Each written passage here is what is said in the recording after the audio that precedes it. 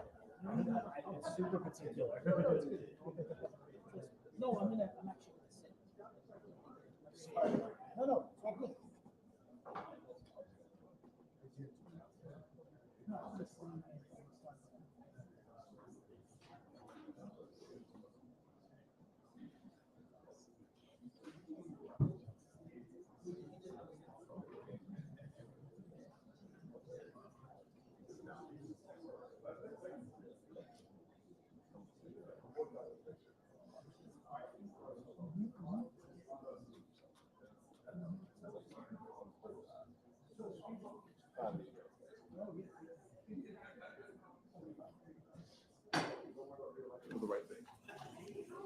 Senate committee, even with Senator Tillis, has come to order. Banking, Housing, and Urban Affairs.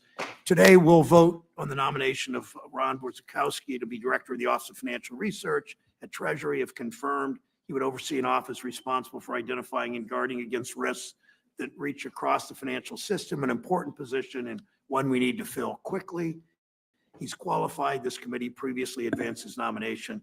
Given we have strict time constraints, I'll forego offering a longer opening. Senator Scott, do you wish to offer an opening? No. Okay, thank you. We'll proceed to a roll call vote on the nomination of Ron Borzakowski to the Director of the Office of Financial Research at the Department of Treasury. The clerk will call the roll. Nomination of Ron Borzakowski be Director. Clerk will call the roll. Mr. Chairman, Aye. Mr. Reed, Aye. Mr. Menendez, Mr. Tester, Mr. Warner, Ms. Warren, Mr. Van Hollen, Senator Van Hollen's name was Aye. called. Thank you. Ms. Cortez Masto, That's pretty good.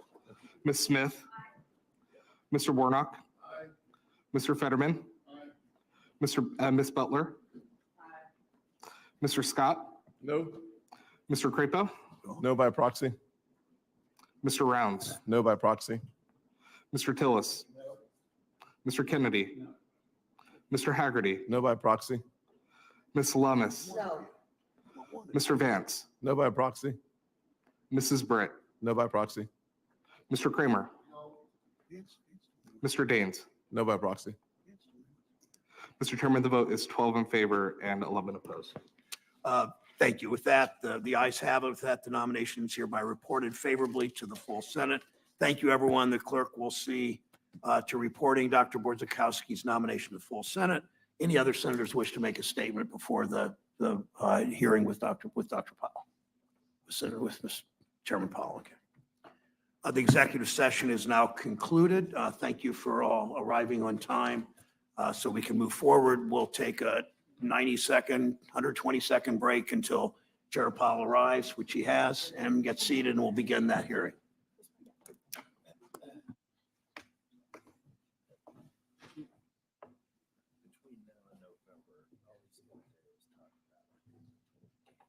What do you say?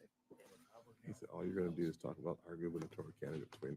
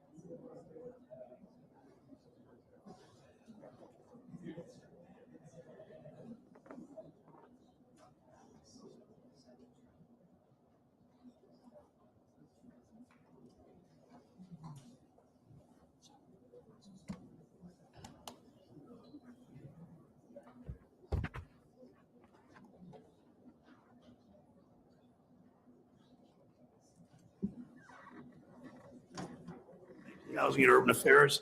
Today, we'll vote on the nomination of Ron Borzakowski to be Director of the Office of Financial Research at Treasury. If confirmed, he would oversee an office responsible for identifying and guarding against risks that reach across the financial system, an important position and one we need to fill quickly. He's qualified. This committee previously advanced his nomination. Given we have strict time constraints, I'll forego offering a longer opening. Senator Scott, you wish to we'll proceed to a roll call vote on the nomination of Ron Borzakowski to the Director of the Office of Financial Research, Department of Treasury. We'll call the roll. Nomination of Ron Borzakowski be Director. Mr. Chairman. Aye. Mr. Reed. Aye. Mr. Menendez. Mr. Kester. Mr. Warner. Ms. Warren. Give another chance. Mr. Van Hollen. Aye. Ms. Cortez Masto. Ms. Smith. Mr. Morrow. Mr. Thurman.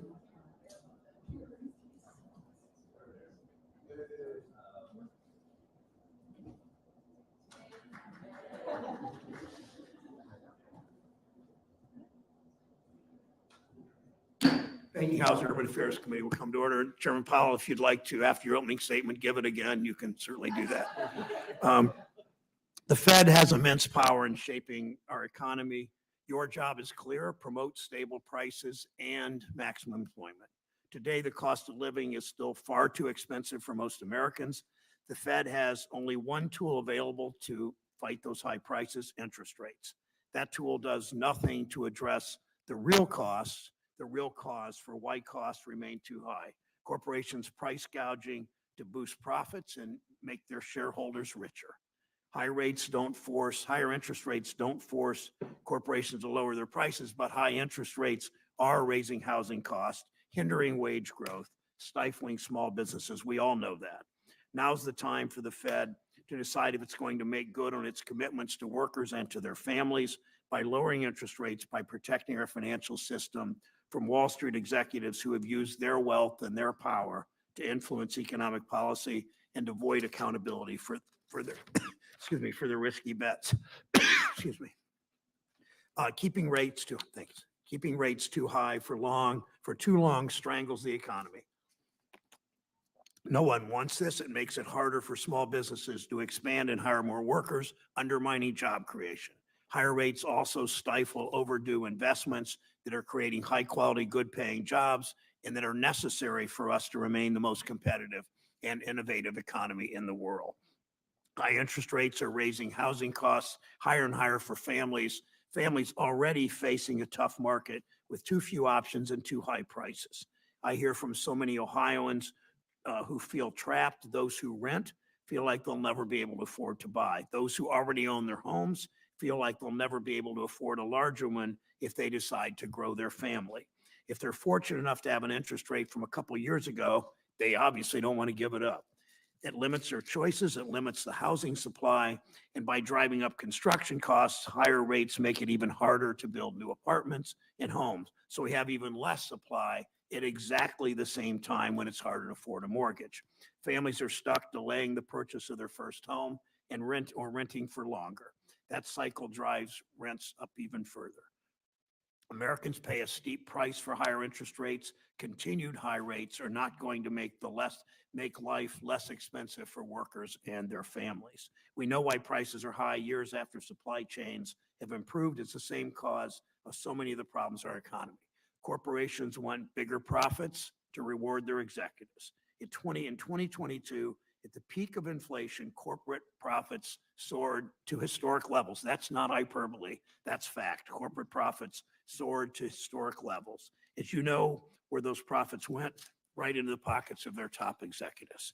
That same year, the largest multinational corporations gave out nearly $1.5 trillion in stock buybacks and dividends. Americans today pay more for groceries than they have in 30 years. Ohioans are paid for corporate. Every time you go to a grocery store, Ohioans pay for corporate executives bonuses and stock buybacks. Every time you go to the grocery store, grocery shoppers are paying for corporate executive bonuses and stock buybacks. The biggest corporations are always finding new ways to charge people more to increase their profits. Fast food restaurants, big stores are experimenting with electronic price tags so they can change prices constantly, making it easier to sneak prices up little by little, making it harder for people to comparison shop and find the store with the lowest price. Many companies increase their profits by charging more for less. The media started calling it shrinkflation. Senator Casey, our colleague from Pennsylvania, has particularly been a leader pointing this out. A bottle of Gatorade used to be 32 ounces, now it's 28 ounces. But the price hasn't gone down, and if anything, it's gone up a bit.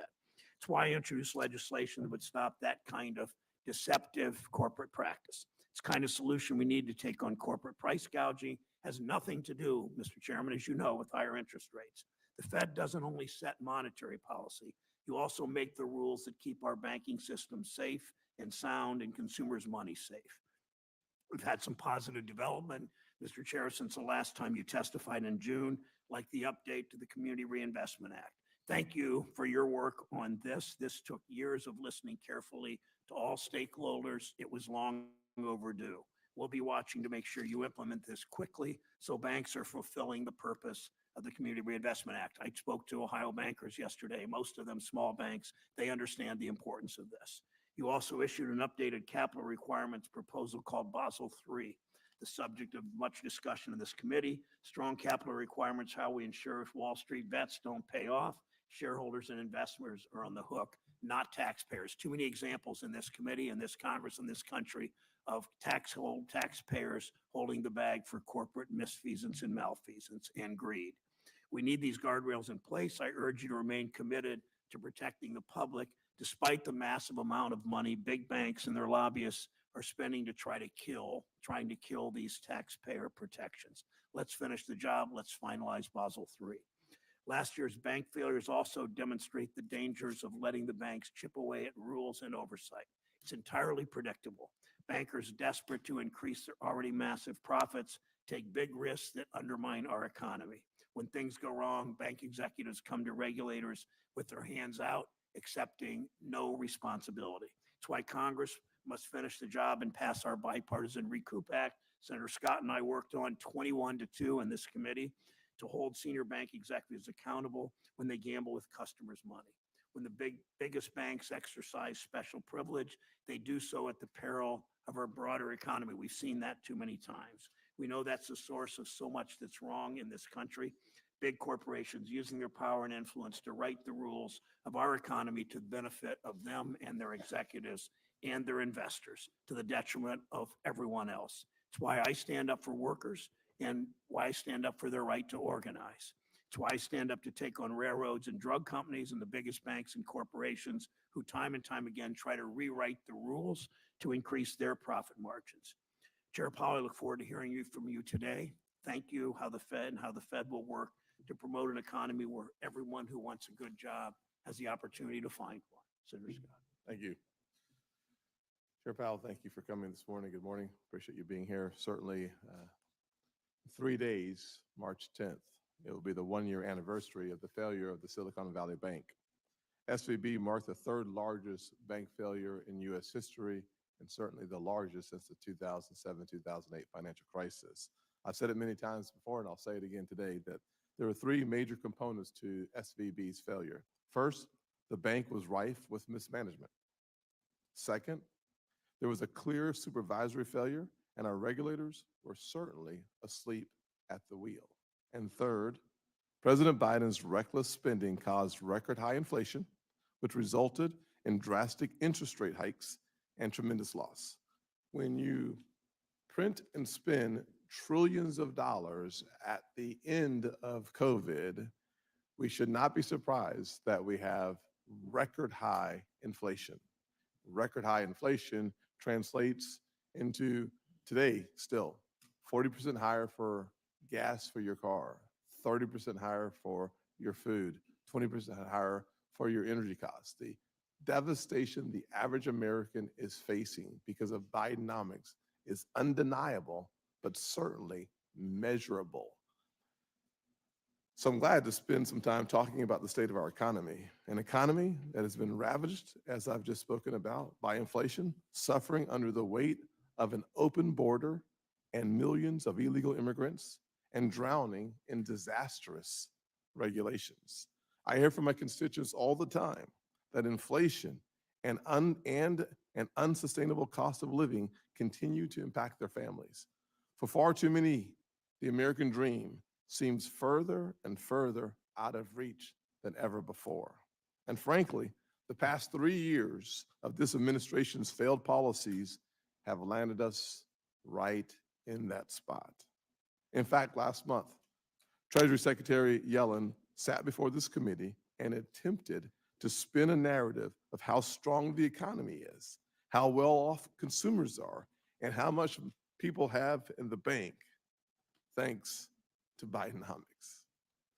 But in the midst of this, she also admitted that many prices are not going down. In fact, she said, and I quote, "We don't have to get these prices down." Tell that to the mechanic working in South Carolina.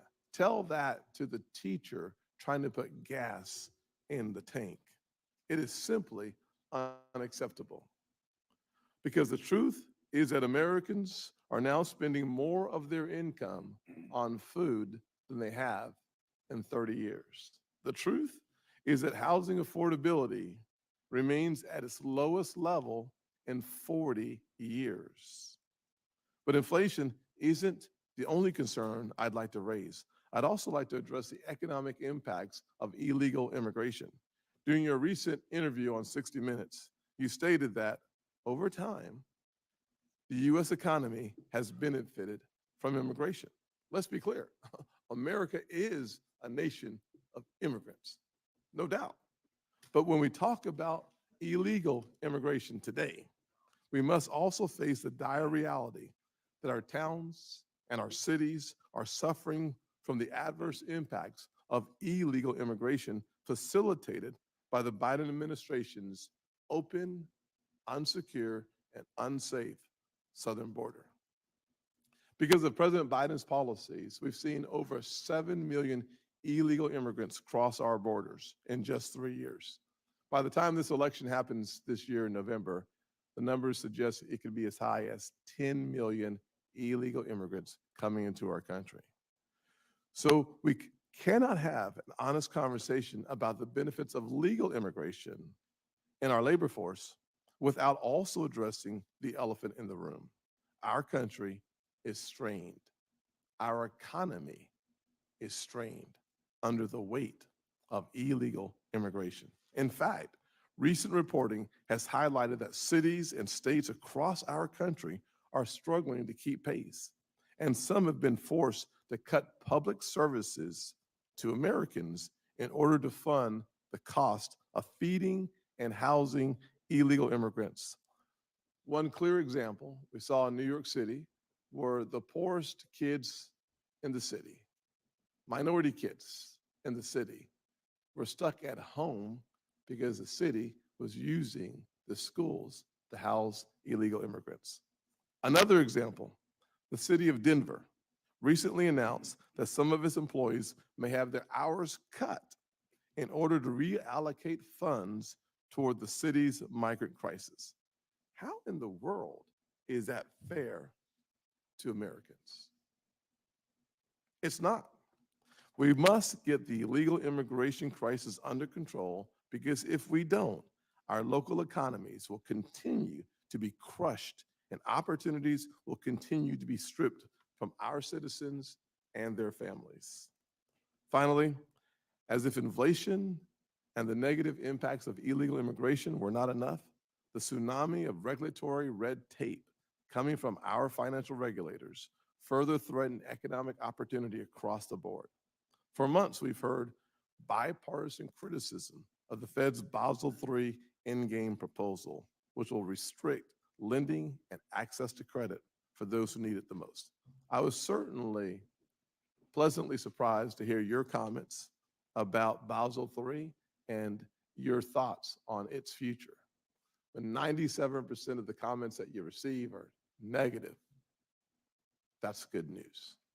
Good news for the American consumer, good news for entrepreneurs who would like to start a business but do not have access to capital, perhaps even good news for millennials who would love to become a first-time home buyer. The opposition to Basel III comes from diverse array of interests, from community leaders, farmers, to housing groups. We've even heard opposition in this very room, on this very committee, from Democratic senators. I look forward to hearing your testimony and looking forward to asking some questions as well. Thank you, Senator Scott. We'll hear today, as we do every 6 months at least, from Chair of the Federal Reserve, Jerome Powell, on monetary policy, the state of our economy. Please proceed. Thank you for your service to our country. Thank you, Chairman Brown, Ranking Member Scott, and other members of the committee. I appreciate the opportunity to present the Federal Reserve's semi-annual monetary policy report today. Federal Reserve remains squarely focused on our dual mandate to promote maximum employment and stable prices for the American people. The economy has made considerable progress toward these objectives over the past year. While inflation remains above the FOMC's objective of 2%, it has eased substantially, and the slowing in inflation has occurred without a significant increase in unemployment. As labor market tightness has eased and progress on inflation has continued, the risks to achieving our employment and inflation goals have been moving into better balance. Even so, the committee remains highly attentive to inflation risks and is acutely aware that high inflation imposes significant hardship, especially on those least able to meet the higher costs of essentials like food, housing, and transportation. The FOMC is strongly committed to returning inflation to its 2% objective. Restoring price stability is essential to achieve a sustained period of strong labor market conditions that benefit all. I'll review the current economic situation before turning to monetary policy. Economic activity expanded at a strong pace over the past year. For 2023 as a whole, gross domestic product increased 3.1%, bolstered by solid consumer demand and improving supply conditions. Activity in the housing sector was subdued over the past year, largely reflecting high mortgage rates. High interest rates also appear to have been weighing on business fixed investment. The labor market remains relatively tight, but supply and demand conditions have continued to come into better balance. Since the middle of last year, payroll job gains have averaged 239,000 jobs per month, and the unemployment rate has remained near historical lows at 3.7%. Strong job creation has been accompanied by an increase in the supply of workers, particularly among individuals aged 25 to 54, and a continued strong pace of immigration. Job vacancies have declined and nominal wage growth has been easing. Although the jobs to workers gap has narrowed, labor demand still exceeds the supply of available workers.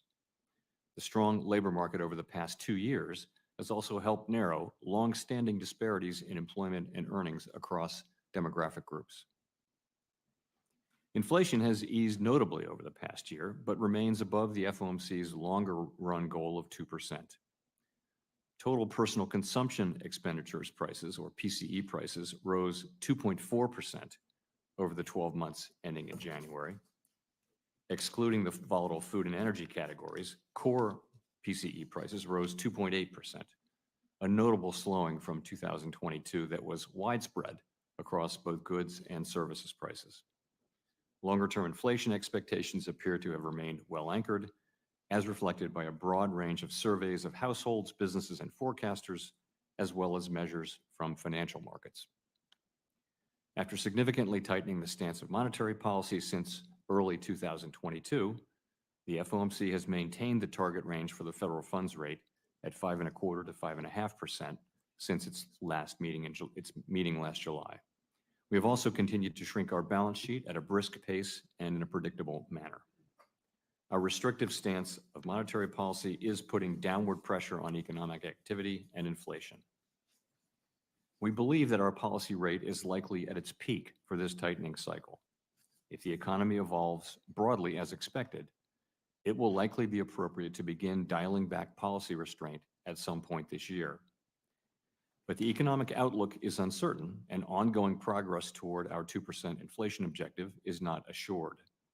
Reducing policy restraint too soon or too much could result in a reversal of progress that we've seen in inflation and ultimately require even tighter policy to get inflation back to 2%. At the same time, reducing policy restraint too late or too little could unduly weaken economic activity and employment. In considering any adjustments to the target range for the policy rate, we will carefully assess the incoming data, the evolving outlook, and the balance of risks. The committee does not expect that it will be appropriate to reduce the target rate until it has gained greater confidence that inflation is moving sustainably toward 2%. We remain committed to bringing inflation back down to our 2% goal and to keeping longer-term inflation expectations well anchored. Restoring price stability is essential to set the stage for achieving maximum employment and stable prices over the longer run. To conclude, we understand that our actions affect communities, families, and businesses across the country. Everything we do is in service to our public mission. We at the Federal Reserve will do everything we can to achieve our maximum employment and price stability goals. Thank you. Thank you, Mr. Chairman. You've acknowledged the Fed likely waited too long to raise rates when prices shot up in 2021. We can't make that mistake again, Mr. Chair, at the expense of workers. If the Fed waits until unemployment starts increasing, it may be too late to cut rates in time to save American jobs. Why shouldn't the Fed act now to prevent workers from losing their jobs rather than reacting after the fact? So we're well aware of that risk, of course, and very conscious of avoiding it. And what we said is, if what we expect and what we're seeing is continued strong growth, a strong labor market, and continuing progress in bringing inflation down, if that happens, if the economy evolves over that path, then we do think that the process of carefully removing the restrictive stance of policy can and will begin over the course of this year. I mean, I know we've had this conversation publicly here or privately also that, working people are hit the hardest with inflation. They're also hit the hardest when companies try to cut costs with layoffs. This town too often seems to forget that maximum employment is part of the Fed's dual mandate. Let me ask you about bank supervision. Senator Scott mentioned that. Last year's bank failures illustrate the need for strong oversight. SVB grew too big, too fast. Fed supervision didn't react decisively enough. The Fed, in response, undertook an assessment of its supervisory process to identify and address gaps related to the speed, the force, the agility, if that's the right word, of its supervision. Explain what concrete steps the Federal Reserve's taken to strengthen supervision in any specific areas where work to make improvements is ongoing. So this is a very broad area of work. There are, many people in the Federal Reserve System who are involved in supervision, thousands of them, and there's a rule book, and so there's been careful study and thought and a lot of listening to understand how we can meet those goals of being, being quicker and more effective, basically is how I would say it. If you look at Silicon Valley Bank, we weren't quick enough and we weren't effective enough where we were in. And so we're working hard to develop a new rule book and another set of practices, which is still going to be evidence-based and fair, but it's going to involve earlier interventions and more effective ones. And I think this is work that's ongoing and will be for some time. Thank you. The job of the Fed, of all public officials, is to serve the American people, not their stock portfolios. We've seen abuses in this body. We've seen abuses at the Federal Reserve. I wrote to you last month asking the Fed to identify substantive penalties for board officials who violate the trading rules. Where is that in the process? And I expect these rules in place before the next monetary policy hearing in 6 months. Where is it? We got our own Inspector General gave us 6 things to work on. I read the list from beginning to end, and the 6th one was what you said, and I just said we're going to do all of these. Let's get going. So we've done 5 of them, and we're working on the 6th. And it will be finished within 6 months when you're back? I want to get it right. I certainly hope so and expect so. Expect so is a better answer than hope so. One last question. More and more, many companies use algorithms that combine competitors' price information to engage in what they call dynamic pricing or surge pricing. You know that corporate PR teams worked hard on this. Just another way for corporations to make it harder for consumers to seek out lower prices and to pad corporate profits. Are you concerned that the wide adoption of these price gouging strategies, these pricing schemes, if you will contribute to inflation? I think it works both ways. Let me say this, we're well aware of this trend and we're monitoring it. Remember that prices go down when there's no one in the store and they go up when there are a lot of people. If you're doing dynamic pricing, same thing with the ride companies. It works both ways. I don't know that it have implication for inflation. It would certainly have implications for consumers who need to be informed. You think that this kind of surge pricing might lower prices overall? That's my understanding is that the idea is that in slow periods, prices actually go down, and in busy periods they go up. But these are sophisticated economists working for these big companies, and they're not going to do things to lower their profits. I think the price mechanism is incredibly important in our economy. I think we need to give companies the freedom to do that as long as they're not fixing prices or failing to disclose the nature of the price changes to the public. I have a few seconds. Research has indicated constrained supply was behind a significant amount of the inflation we've seen over the last few years. If the supply chain, for instance, of autos had been more resilient, or if there had been more housing availability, would that have made your job easier? Yes, in a word. Yeah, a big part of the inflation was, and we saw it in 2023 when the supply chain problems unwound and when the labor supply shock that we had unwound as well. We saw inflation come down very quickly in the second half of the year. But it's also down to tight monetary policies playing a role as well. Which leads me to the plea with you to speak out about inflation, about the contribution of corporate profits and greed to inflation. Thank you.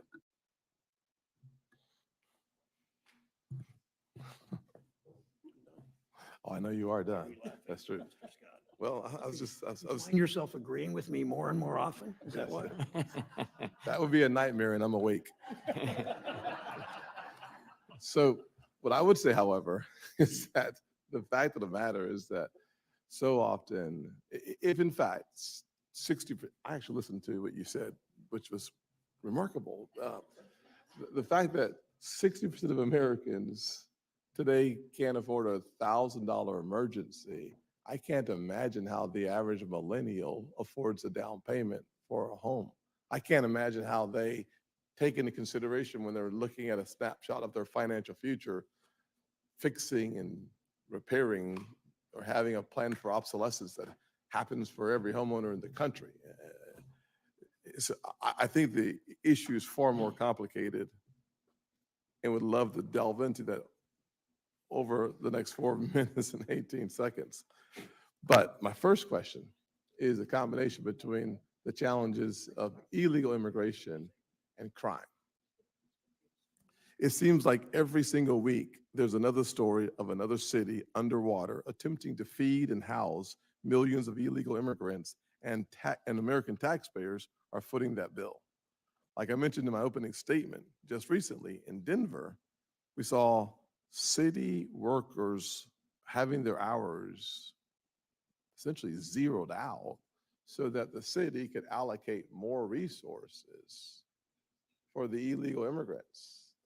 In San Francisco, they say that the average cost between San Francisco and Oakland, because of crime, is almost $4 billion.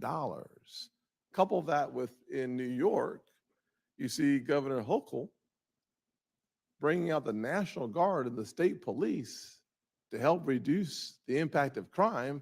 At the same time, Mayor Adams says he needs more money because the state of affairs from illegal immigrants in the city is devastating the economy, scaring the citizens, and reducing the opportunity for business as usual to return to New York City.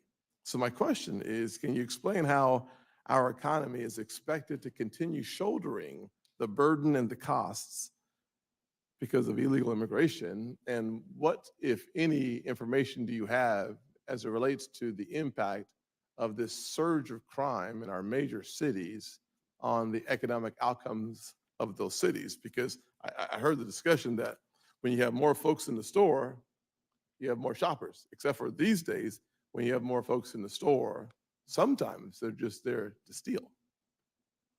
So you quoted my statement earlier, and it was an accurate quote, for which I thank you. But I would say right before that, what I said was immigration policy, very important, very much under discussion, and it's none of our business. We don't set immigration policy, and we don't comment on it. So, But you commented on immigration. So my point, though, is that when you're going to tell a story, please tell the whole story, especially when the nation is frustrated by nearly 10 million folks by the end of this year coming into the country and having the kind of negative impact on prices, on crime, on the challenges that everyday Americans, especially Americans living in the poorest parts of America, face on a daily basis. So as you accurately quoted, I said over time. So I Yes, was sir. referring to the history, which with you agreed. So I was staying as far as I possibly could from the current political context. And, you know, it's really not appropriate for us. We're independent. We like to remain that way. And the way we do that, one of the ways is by staying out of political issues that we really aren't assigned. And so the kinds of issues you're talking about are very, very real. I don't deny that, but they're really not for us.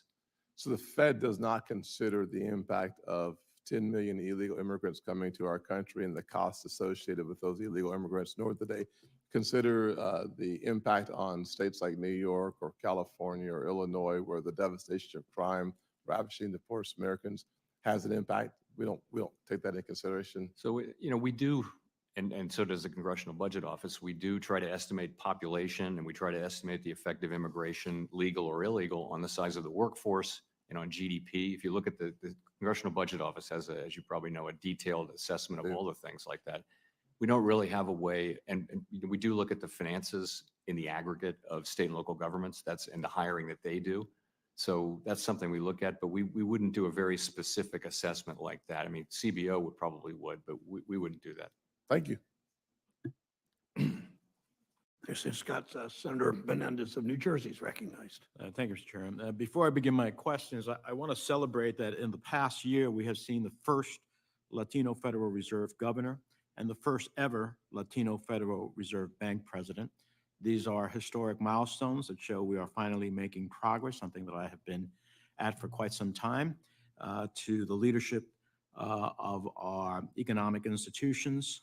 So I want to applaud that. And Mr. Chairman, I hope that progress can continue and extend to the rest of the Federal Reserve staff. Thank you. I agree with my friend, the ranking member, that when you tell a story, you should tell the whole story. Mr. Chairman, are you aware of the Washington Post February 27th article that says the economy is roaring and immigration is a key reason? I don't recall that, but I would have read it. Let me read it to you. Immigration has propelled the U.S. job market further than just about anyone expected, helping cement the country's economic rebound from the pandemic as the most robust in the world. It goes on to say, economists and labor experts say the surge in employment was ultimately key to solving unprecedented gaps in the economy that threaten the country's ability to recover from prolonged shutdowns. Would you take issue with those statements?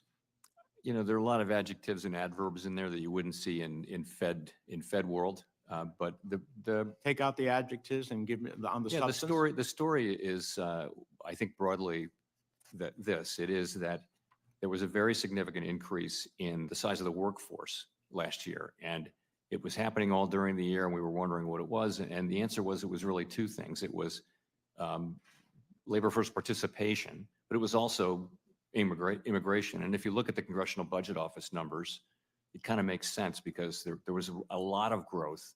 Wages were coming down. The economy is bigger.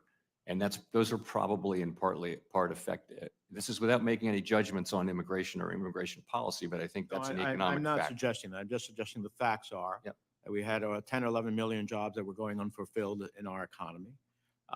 They lacked the productivity that is necessary for success economically. And as part of that, clearly, immigration helped fuel part of our revival coming out of the pandemic. In fact, those were the people who were the essential workers when the rest of us were staying home. So I agree we need to do what is necessary to have a regularized border. But I also think that just to create the context of immigration as a scourge is absolutely wrong. Let me turn to another question. In my view, the sticky inflation we've been seeing in the housing sector is principally due to the massive nationwide housing shortage. The Fed's monetary policy report attributes the shortage to restrictive zoning, high interest rates, and tighter underwriting by banks. I would also add to that list underfunding of key HUD programs that shore up and expand our supply of affordable housing. If the housing supply shortage continues to grow, are we likely to see continued housing inflation? Yes, we are. And housing is already becoming less and less affordable for low and middle income Americans. According to the National Low Income Housing Coalition's 2023 Out of Reach report, a worker earning the minimum wage in New Jersey would have to work 2 full-time jobs to afford a modest one-bedroom rental home at fair market rent. Do you agree that increasingly unaffordable housing is a problem for the economy? I think there are two things going on. One is a longer-term housing shortage, and the other is the pandemic effects and the associated higher interest rates, which are things that will pass through. When all that passes through and rates are normalized, we'll still have the underlying housing shortage, and it's going to be causing upward pressure on housing prices. Now, the monetary policy report noted that, quote, home purchases by low-income households have fallen disproportionately more because mortgage lenders impose maximums on the ratio of a borrower's debt service payments to the borrower's income. I'm worried about how this dynamic will interact with the recently proposed capital requirements proposal, which, according to analysis from the Urban Institute, would disproportionately increase the cost of mortgages for Black, Hispanic, and low and income moderate borrowers. Given this, isn't there a risk that if the capital rules implemented without changes, that it could make it even harder for disadvantaged borrowers to attain home ownership? There is a risk like that, and we're very focused on it. And hopefully you're working to mitigate it. Yes. Thank you. Thank you, Mr. Chairman. Thanks, Chairman. Senator Rounds from South Dakota. Thank you, Mr. Chairman. Chairman Powell, welcome back. Look, first of all, I've appreciated the way that you've approached the discussions in front of this committee, and I understand your desire to stay as neutral as possible with regard to the politics involved in an election year. But I do have some questions here, specifically with regard to the Basel III Endgame proposal. An analysis of that proposal found that 97% were either opposing it or expressing substantial concerns. In the hearing last March on the monetary policy report, you stated that the Federal Reserve is a consensus organization, and you said, and I quote, I will do everything I can possibly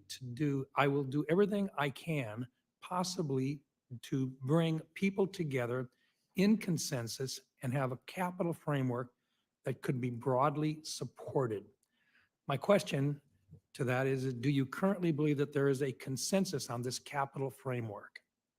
I believe that we will have one. I'm fairly confident that we will have such a consensus when we do move forward. So we could expect that you will probably not call a vote on the proposal until you believe that there is a consensus? I think that's right. I mean, we're just in the process of digesting the comments and then making the appropriate changes. Thank you. As you are aware, I've weighed in several times on the concerns that I have with regard to Basel III Endgame, including I'm concerned about the lack of transparency, the negative effects on mortgage lending and home affordability by disincentivizing banks from offering high loan-to-value loans that primarily help first-time home buyers and low to moderate income borrowers. I'm concerned that the proposal will make buying a home harder than it already is for many. And further down the road, I fear that it could disincentivize mortgage lending from the largest banks, particularly with regard to the secondary market and their impact on even smaller banks that do business with them. Would you be willing to withdraw the proposal or repropose with significant modifications, particularly addressing the concerns that I and others have on this committee, raising specifically with regard to the impact? And I'm thinking of Freddie and Fannie in particular and what the impact might be.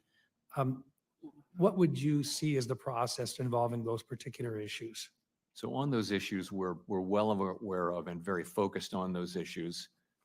We haven't decided what to do about that yet, but we get it on those issues. In terms of process, we're not at the stage of making that decision. I will say if it turns out to be appropriate, when we get to that point, for us to repropose parts or all of the thing, then we won't hesitate to do so. Okay, thank you. Makes me feel a little bit better because I do think there are some very serious problems that would occur if the Basel III Endgame as proposed goes into effect. And I most certainly am hoping that the Federal Reserve will find a consensus on this.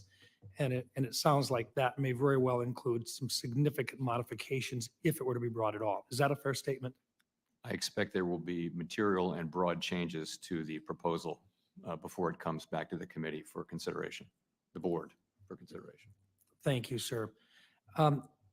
Let's just, with regard to the economy today, a limited level of price growth is believed to help facilitate economic expansion, reduce the risk of recession, and help businesses and consumers plan.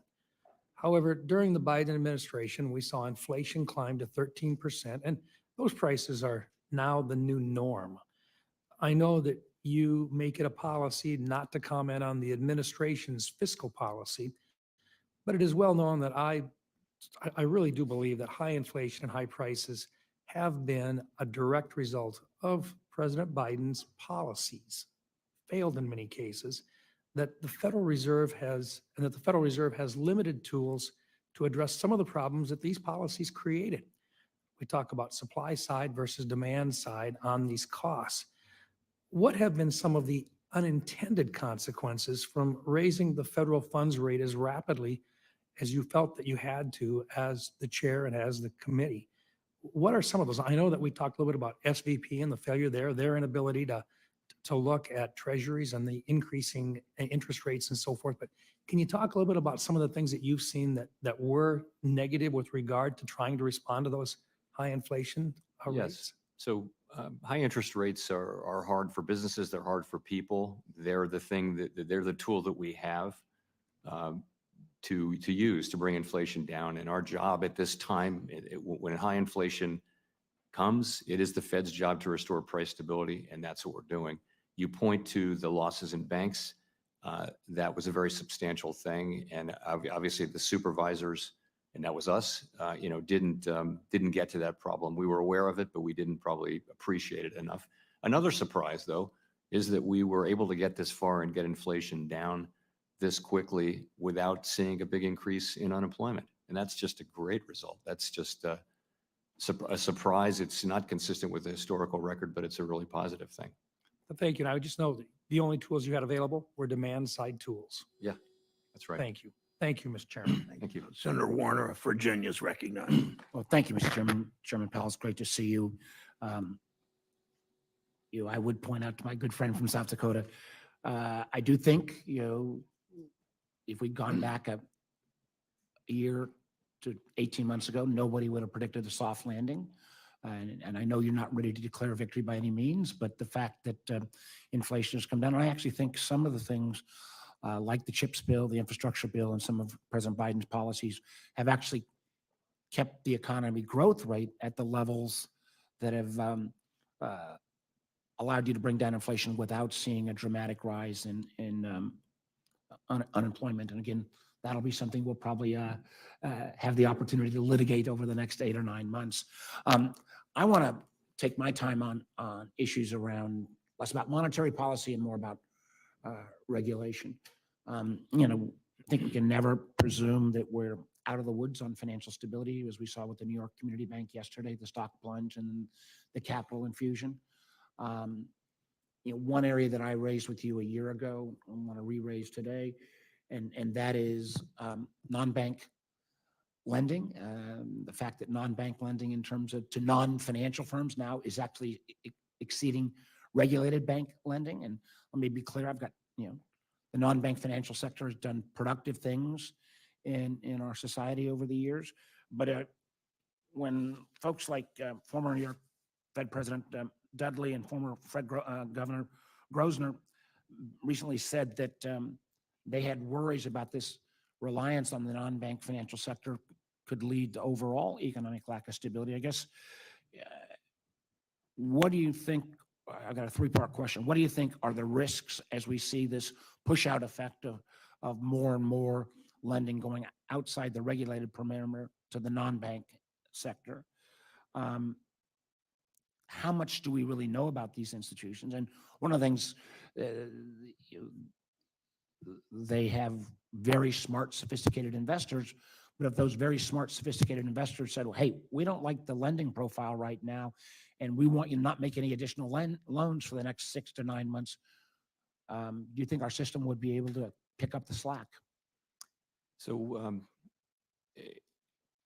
we have the regulated banking system where you've got a lot of transparency, you've got deposit insurance, you've got access to, the discount window and all those things, regulation. If you go outside that, most of the funding that we see now in these vehicles is sophisticated investors who are actually limited partners, meaning they can't pull their money out. They've signed a contract, they've funded these deals. And so what you see now in the non-bank financial sector is significantly, it's that kind of thing. So it doesn't have the run risk. The point is, the bigger it grows and the more diverse it gets, it is happening outside the regulatory perimeter. And you worry that when there is another crisis, you'll be surprised, but there will be ways that financial structure too can break down. And it does break down in ways we don't anticipate. So I think we need to be smart about the way, about intermediation is absolutely moving out of the banks into the capital markets and into non-bank financial institutions. That's what's been happening for a long, long time. I just think we need to be thoughtful about understanding where the risks are emerging. And that sophisticated investor may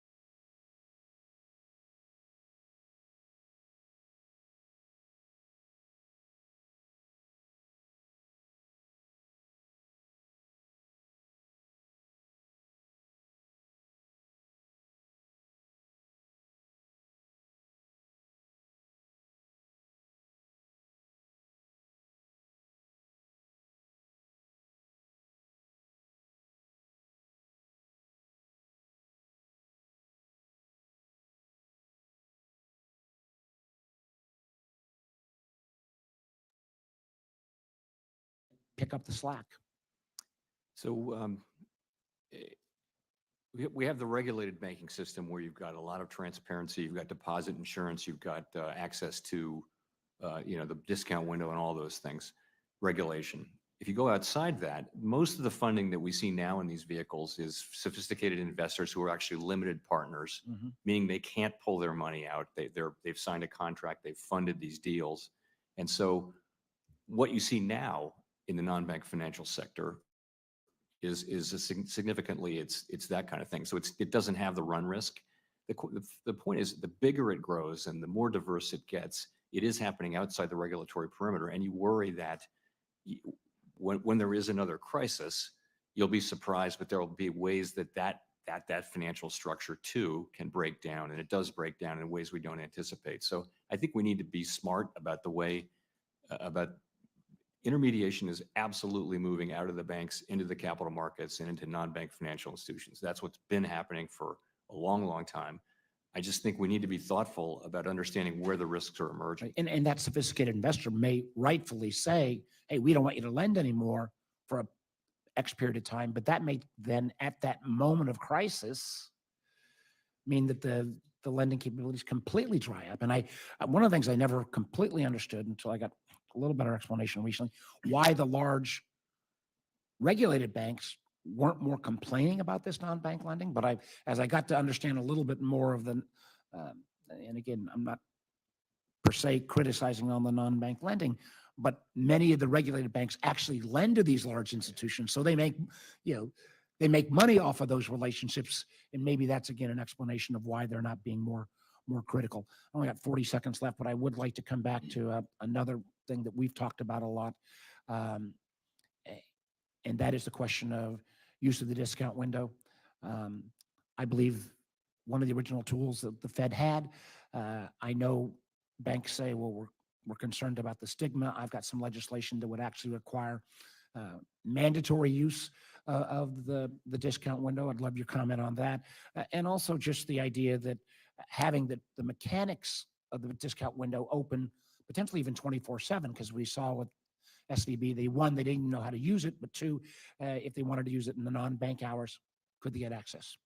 There's a lot of work to do on the discount window. You're absolutely right. It needs to be brought up technologically into the modern age. We need to do more to eliminate the stigma problem, and we need to make sure that banks are, actually able to use it when they need to use it. And those things, that's a broad work program that we're on right now, and it's very important. I know you're working on it, but I would look forward to working more, and I'd invite other colleagues. I really do think before we start adding a whole host of the other regulatory issues, we ought to use some of the tools that are out there. You're not gone. So God, I just checked in with the Veterans Committee. Senator Tillis, North Carolina. Thank you, Mark. I was about to take control, Senator Warner. No. Welcome, Chair Powell, and Gus sends his regards. If you have time after the hearing, you ought to go by and see him. He's a dog in our office. But I don't want to disturb his nap, but but thank you for being here. I want to get back on this Basel III proposal. Senators Lummis, Coons, Gillibrand, and I sent a letter indicating our concerns with the current proposal. But I think it's also worth noting that the number of other organizations, a diverse group that are not normally aligned on policy. You got Bank Trades, National Housing Conference, NAACP, Habitat for Humanity, National Community Reinvestment Coalition, the list goes on, who have concerns with the current proposal. Here's my concern. I think we're trying to make the best of what was foundationally a bad proposal.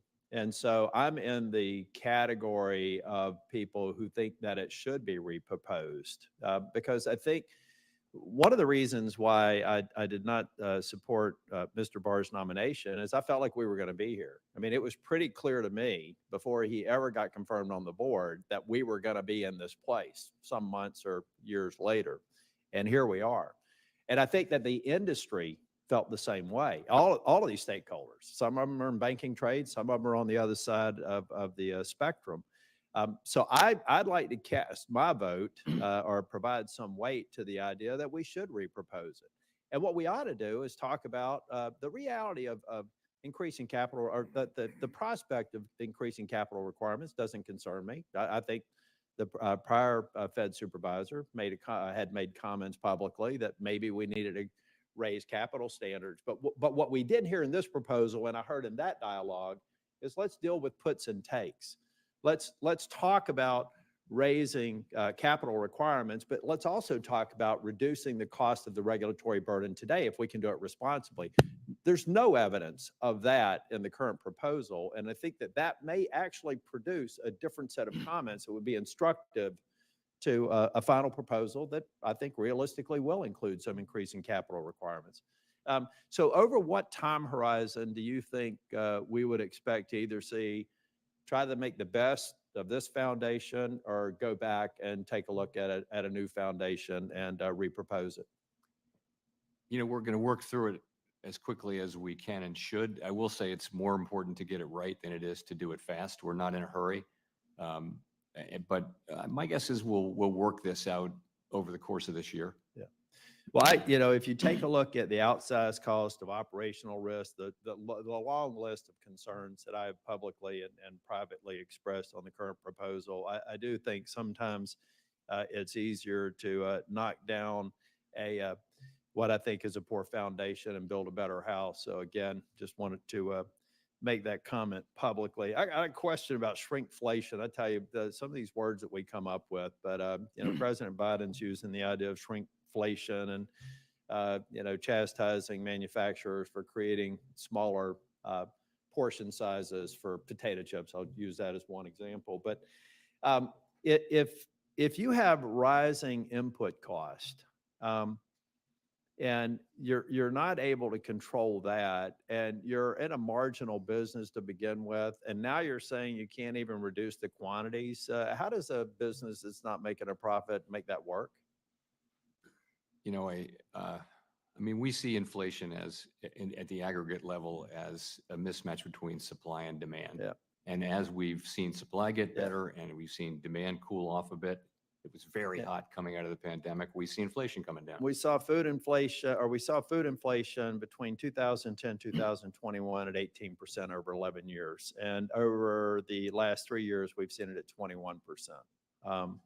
I think that we have a industry that's trying to actually provide products that consumers want, and now they're being chastised for trying to figure out how to make the numbers work. So this whole idea of shrinkflation is just confounding to me. I'm going to submit some for the record. I want to stay on time.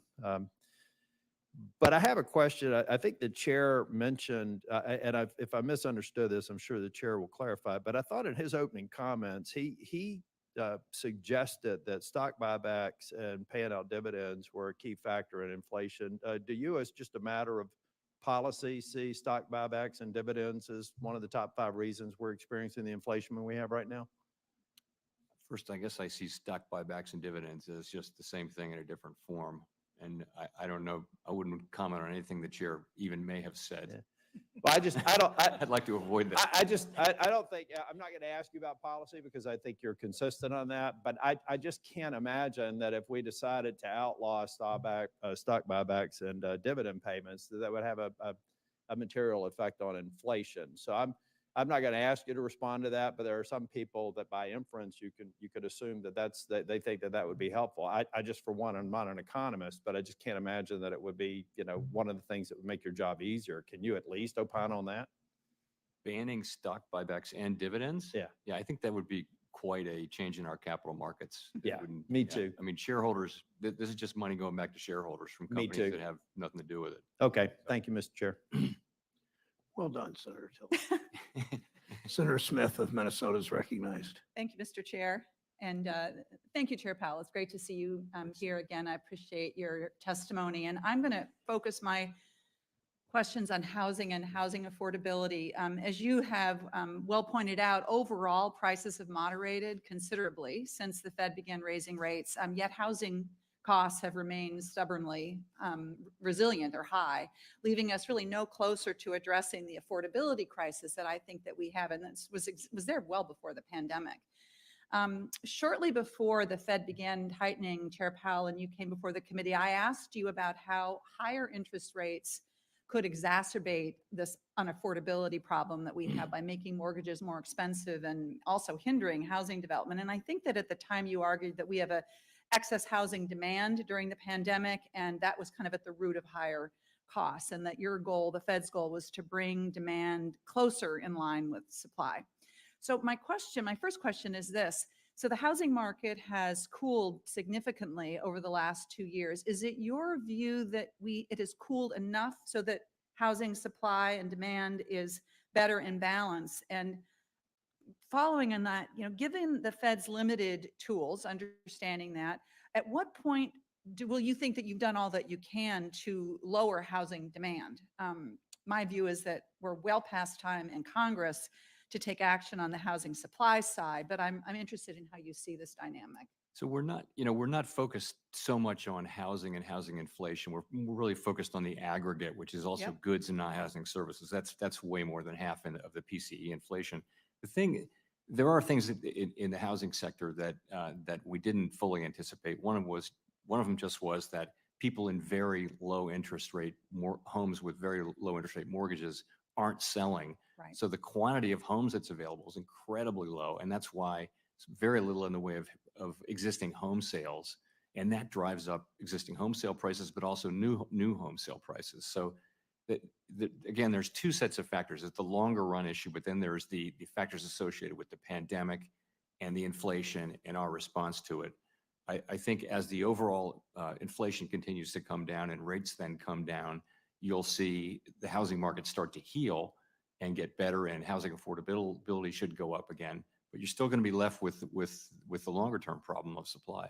Right. I think that's right. I mean, what I see in Minnesota is that higher interest rates are, of course, driving up the cost of construction. They're driving up the cost of mortgage rates. You're seeing people who aren't leaving a house that maybe is a little too small for them because they can't afford it, that the housing, just as you're saying, people are staying in their homes longer. And so there's sort of this double whammy of construction slowing at the same time that there is this great need to address housing supply. One of the things that is happening, it's interesting, a recent analysis by Zillow found that the monthly mortgage payment let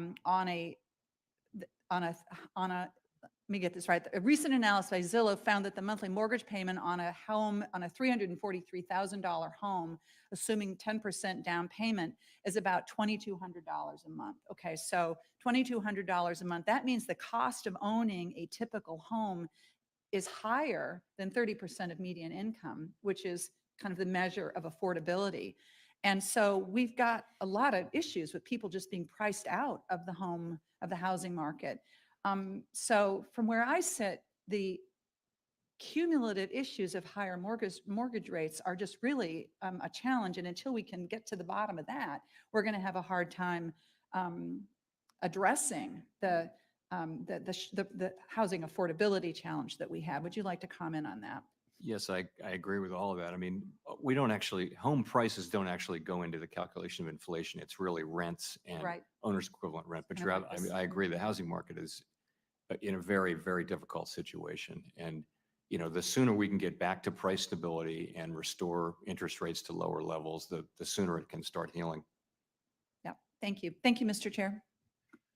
Thank you, Senator Smith. Senator Kennedy of Louisiana is recognized.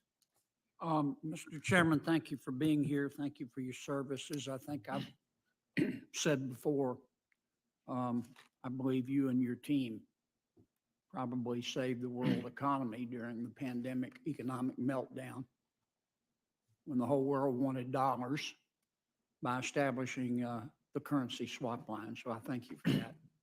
You gave an interview, Mr. Chairman, on February 4th of this year to CBS, 60 Minutes, I think. Is that right? Yep. I ordered a transcript of that hearing, which I read. I learned a lot reading it.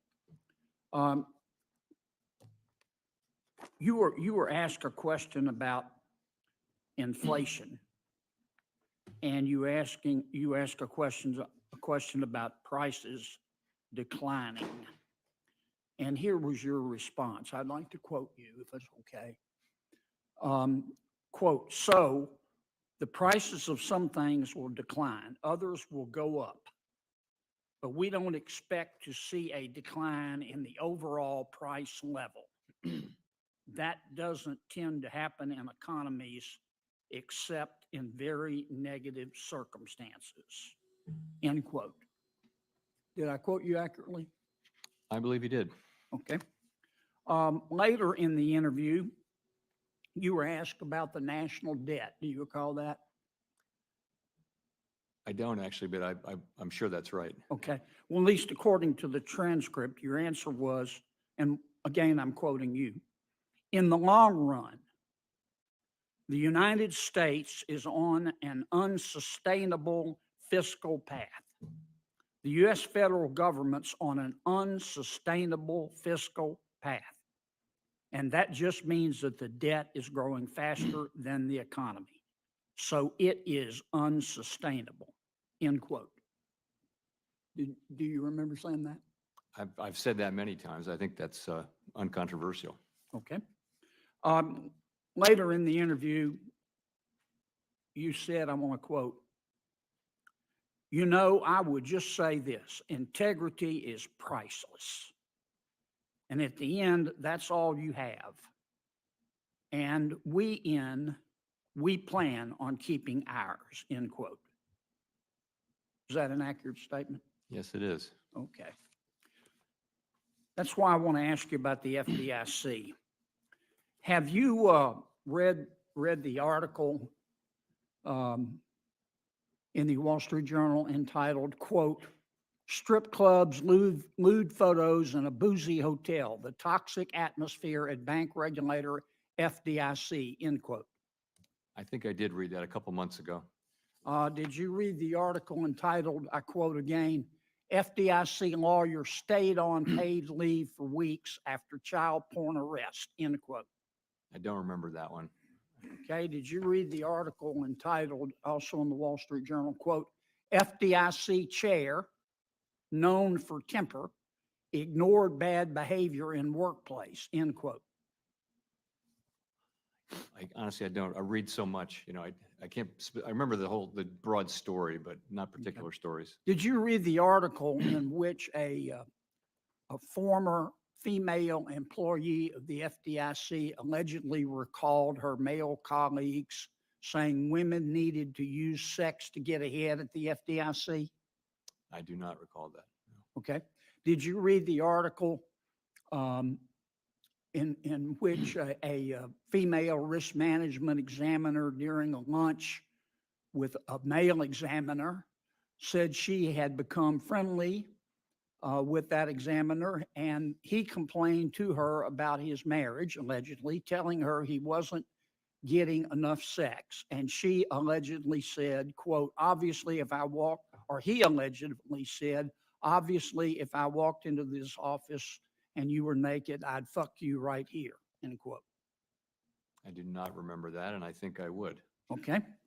Do you remember the article about Mr. Randall Ditch, a supervisory examiner in Denver, who allegedly was demoted in 2014 to a non-supervisory examiner position in Tulsa after having sex twice with a subordinate female employee and a number of other rule violations? In this article, it says, allegedly, Mr. Ditch had urged the woman to not, quote, "be a pussy," close quote, and drink a shot of whiskey during work hours, the records show.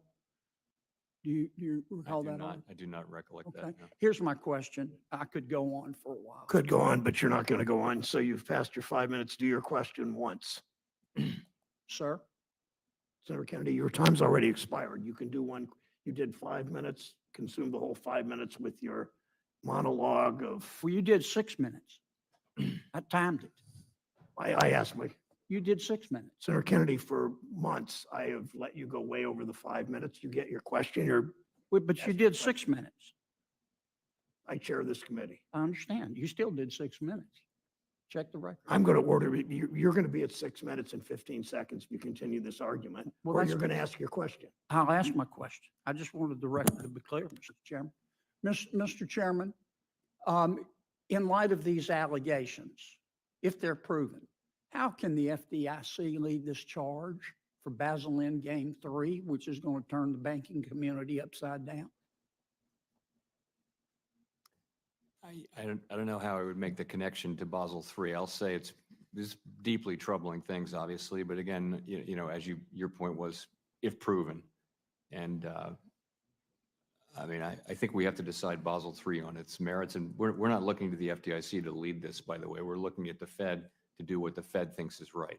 That's what we're going to do. We don't look to, and they don't look to us to lead them. Thank you, So- Chair Powell. Senator Butler is recognized. Thank you, Mr. Chairman. Thank you. Senator Butler is recognized.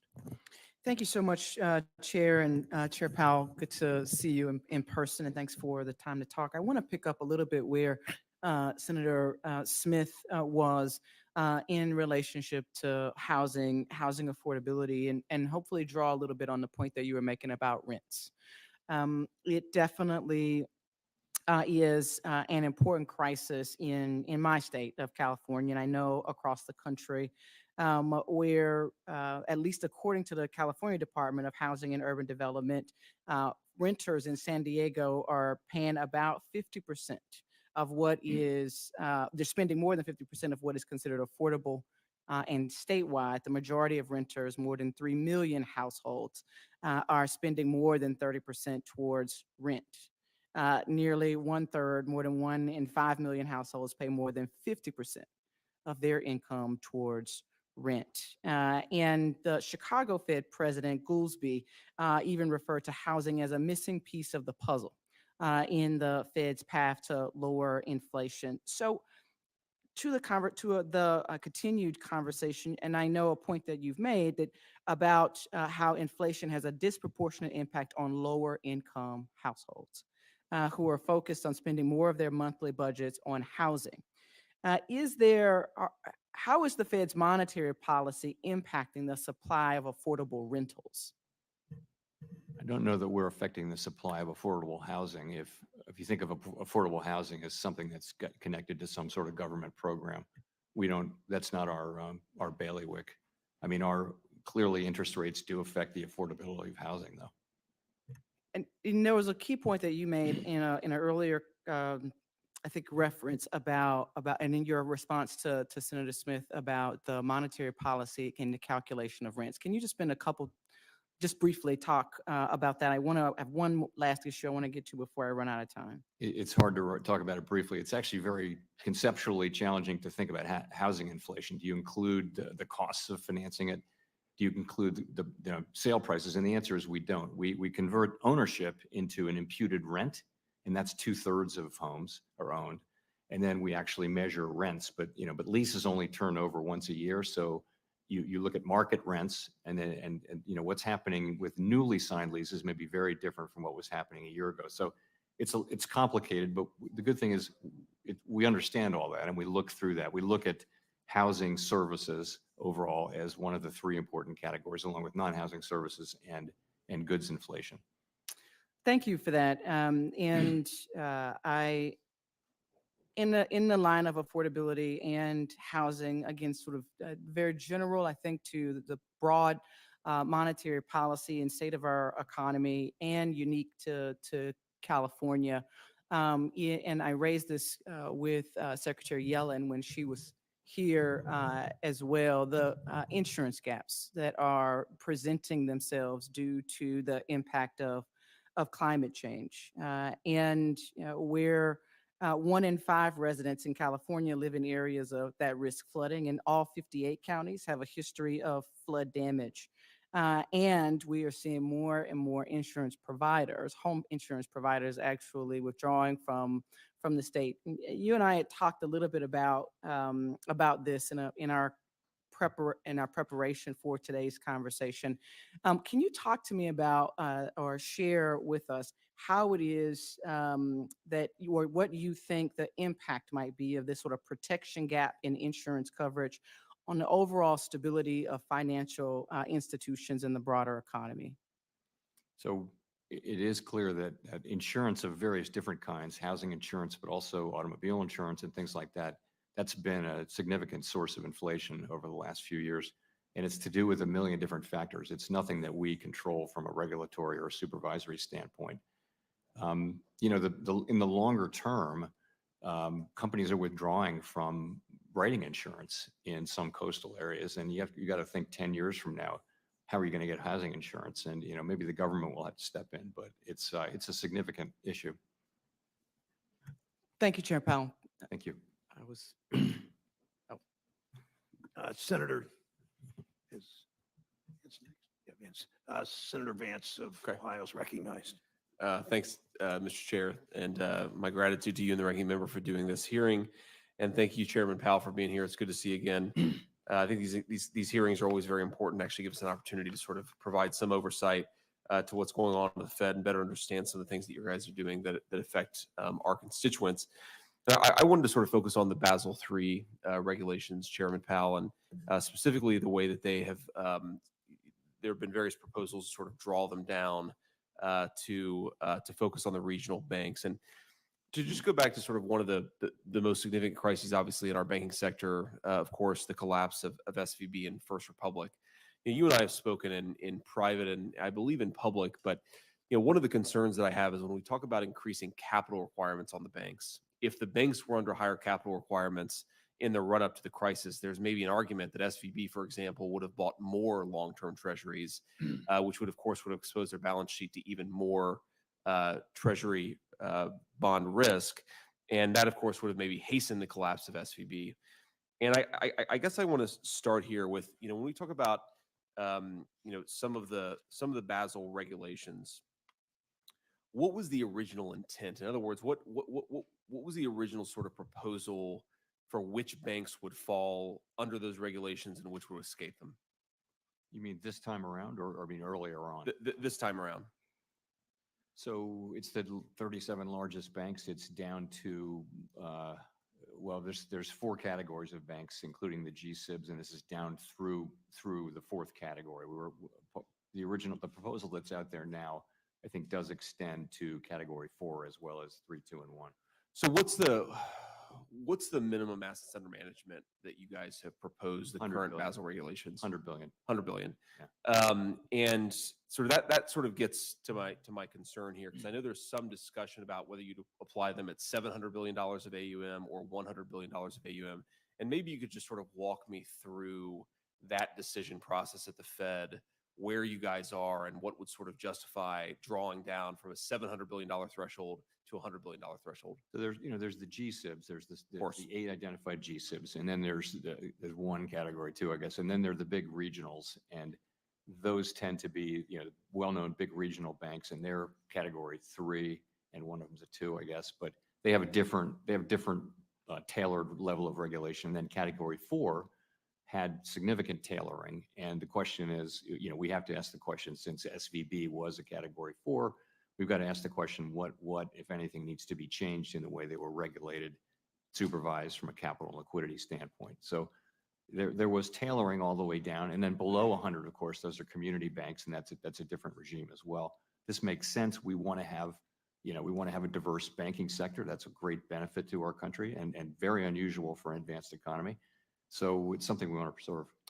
Yeah, and I'm sure Chairman Powell, but just to put this on the record, I mean, a lot of the commercial lending, a lot of the real estate lending, a lot of the consumer lending, about half of that lending, consumer lending, is provided by the regional banks. I believe Huntington, in my home state of Columbus, is the #1 SBA lender in the entire country. So these, to your point, I think these do provide incredibly important benefits to our economy.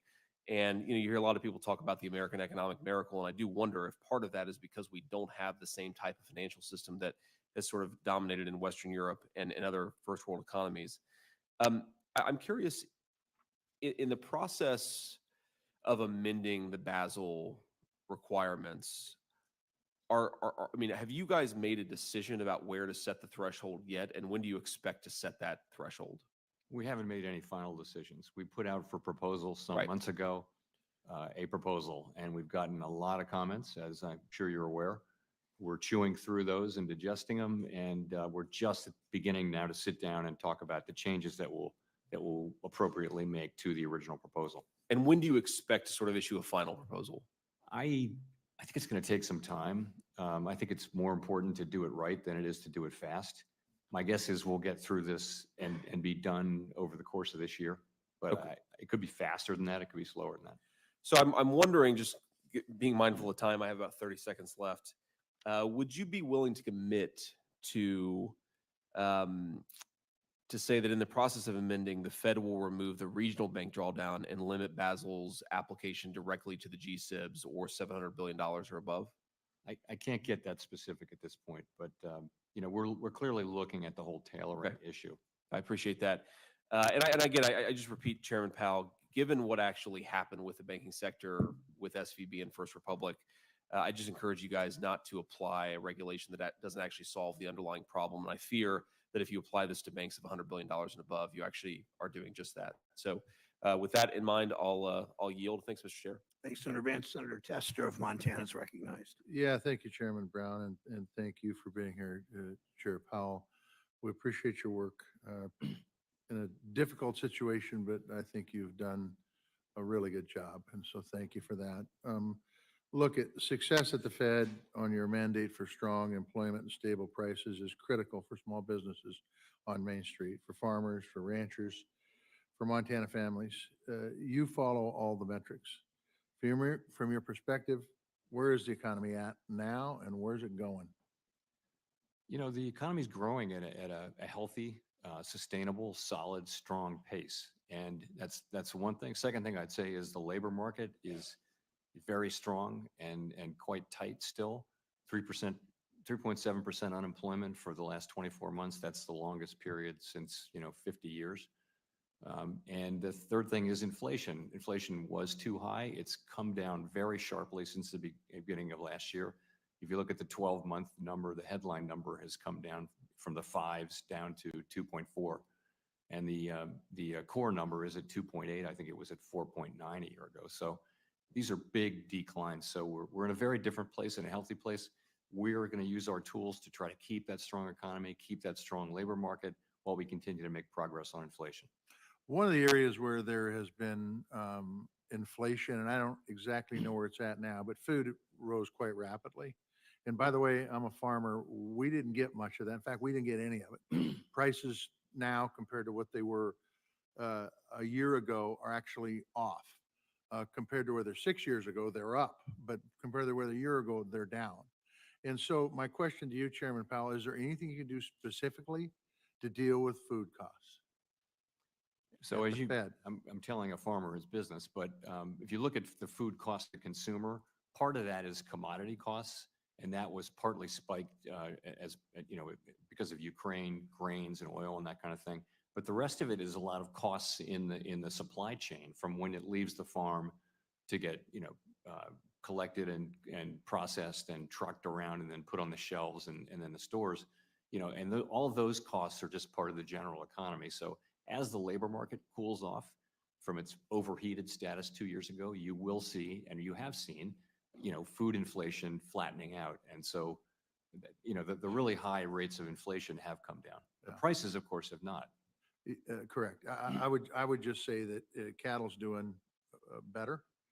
Grain actually has dropped in price at the farm gate, and I don't want to get into that debate with you at all because we probably agree, but it'd take too long, take too much time. We got other stuff to talk about. I'd be learning from you. You've discussed in previous hearings the impacts that the pandemic shutdowns and supply chain issues have had on economies globally. How does the U.S. economy look today compared to our competitor nations, particularly China? Well, I start with the advanced economies. We're doing the best of anybody. We've got the strongest growth and the lowest inflation of the advanced economies. China is a whole different story. China is having, significant difficulties with its economy right now, and they're in a very different place than we are. And so to repeat that, what I heard you say is that the economy of the United States is basically in better shape than any other economy in the world? Any other major economy, yes. Yes, okay. Look, one of the other challenges out there is housing in communities all across this country, whether you're in Montana, whether you're in a city in Ohio. Workforce housing in particular is a top priority, top commodity, so to speak. Plenty of folks, great organizations are working to address this. I meet them every day and I appreciate the work they're doing. But how do these housing supplies issues show up in the data that the FOMC uses to make decisions? So housing prices don't go into the data. Housing starts and renovations and things like that are just business activity, and that shows up. But when it comes to inflation, we convert ownership into an imputed rent, and then we look at rents. And Okay. so that's how we look at all that. So we're not directly affected by changes in housing prices, but over time, those will drive rents up. So is it fair to ask, are there economic trends that you see for housing? Yes, so there's two big things going on. One is we have this underlying shortage of housing, and it's due to things like difficulties of zoning. A lot of the close in to cities, places are already built, and so more difficult to get zoning, more difficult to get people and materials and all that. That's one thing, and that's not going away. Then there's just a ton of things happening because of the pandemic, because of inflation, because of higher rates. And those are in the short term, those they're weighing on the housing market. But as rates come down and that all goes through the economy, we're still going to be back to a place where we don't have enough housing. Once again, thank you, Chairman Powell, for your work. I very much appreciate it. Thank you, Chairman Thanks. Brown. Thanks, Senator Tester. Senator Kramer of North Dakota. Thank you, Mr. Chairman. Chairman Powell, good to see you. Thank you for being here. It's been a rather uneventful couple of days for you, considering you've spent 2 days in this place. And I'm not going to upset that, by the way, just so you know. But I did appreciate your response earlier to Senator Scott when he asked about immigration, and you said the Fed hasn't been assigned that. So I want to bring up something else you haven't been assigned to that you and I have talked about over the years, and that, of course, is climate, the role of climate in your job, the role of climate risk in banking. And you've often said, I think the most common statement was, we should stick to our knitting, I think is one of yours, stay in our lane, similar to what you said probably to Senator Scott. But that said, in October, the Fed, the OCC, the FDIC issued climate guidance, as you know, for management of covered institutions. And so I'm just kind of curious, did Congress somewhere along the line give the Fed authority over climate policy as well? Or is that another one of those things that somebody just took on? And I realize you're not the dictator of the Fed, only the chairman of the Fed. But I'd be interested in, as the chairman, your views on it. Our assignment is the safety and soundness of banks, and that they understand and can manage the risks that they face. That's our assignment. And we said in climate world, we would do two and only two things. One of them was to do illustrative stress scenarios, not stress scenarios, climate scenarios, so that, the banks are already doing this. The large banks who are subject to this, they're already doing it because they're doing business internationally and they don't have any choice. So we said we'd do that. And we also said that we'd offer guidance on, not on the level of climate risk or anything like that, just on what you had to do to be in a position to assess. And that's, for my thinking, that's it. That's what we're doing. And we're not doing it. There are no new initiatives. We're not going to change our capital requirements to reflect climate risk or anything like that. I'm really determined that we are not a climate policymaker, and that is really the business of elected officials. Very good. Thank you. I'm going to bring up one other topic. I don't know that's been brought up today, and that's central bank digital currency. I think from a lot of my friends out there, I think I know there's some confusion. I mean, I'm easy to confuse, but there are a lot of people that get confused about what is meant by the administration's, admonition to continue researching, experimenting, looking at some sort of central bank digital currency. I think people back home look at that and go, oh my gosh, they're going to control this now. And could you maybe just differentiate a little bit what people think of in terms of a Bitcoin or their held digital currencies versus what a central bank digital currency, who, in my view, should emulate cash, right? It still should be about the dollar, not about some different kind of currency. Could you just sort of help people back home better understand why they shouldn't be quite so frightened? First of all, I want to say that we're nowhere near recommending or let alone adopting a central bank digital currency in any form. But the idea is that as technology has evolved, money has become digital. So, but the government doesn't issue digital money. It's digital. If you look at your bank account, people don't hold those physical dollars. They're digital. So the thought was that the government could create a digital form of money that people could then transfer among themselves. Now, of course, that raises a concern that if that were a government account, that the government would see all your transactions, and that's just something we would not stand for or do or propose here in the United States. That is how it works in China, for example. But that's not what if we were to ever to do something like this, and we're a very long way from even thinking about it, we would do this through the banking system.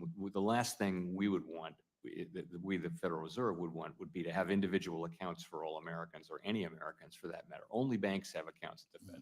That's the way we're going to keep it. So it's just really, it's a question of following technology as it evolves, and in a way that serves the public better. People don't need to worry about a central bank digital currency. Nothing like that is remotely close to happening anytime soon. That was very helpful. Thank you, Mr. Chairman. Thank you, Chairman. Senator Kramer. Senator Cortez Masto of Nevada is recognized. Thank you, Mr. Chairman. Chairman Powell, great to see you again. Thank you for all of your good work. I want to talk a little bit about the commercial real estate and what's happening there. The Financial Stability Oversight Council's 2023 annual report identified commercial real estate as a financial risk. And the Fed's monetary report also noted commercial real estate prices continue to decline, especially in the office, retail, and multifamily sectors. I'm especially concerned that because of the low levels of transactions in the office sector, prices have not yet fully reflected the true decline in the value. So can you expand on the emerging risks the Federal Reserve has identified in the commercial real estate market, one? And then I'm curious, can you discuss the compound risks identified in commercial real estate lending, particularly at banks with large CRE concentrations and high fractions of uninsured deposits?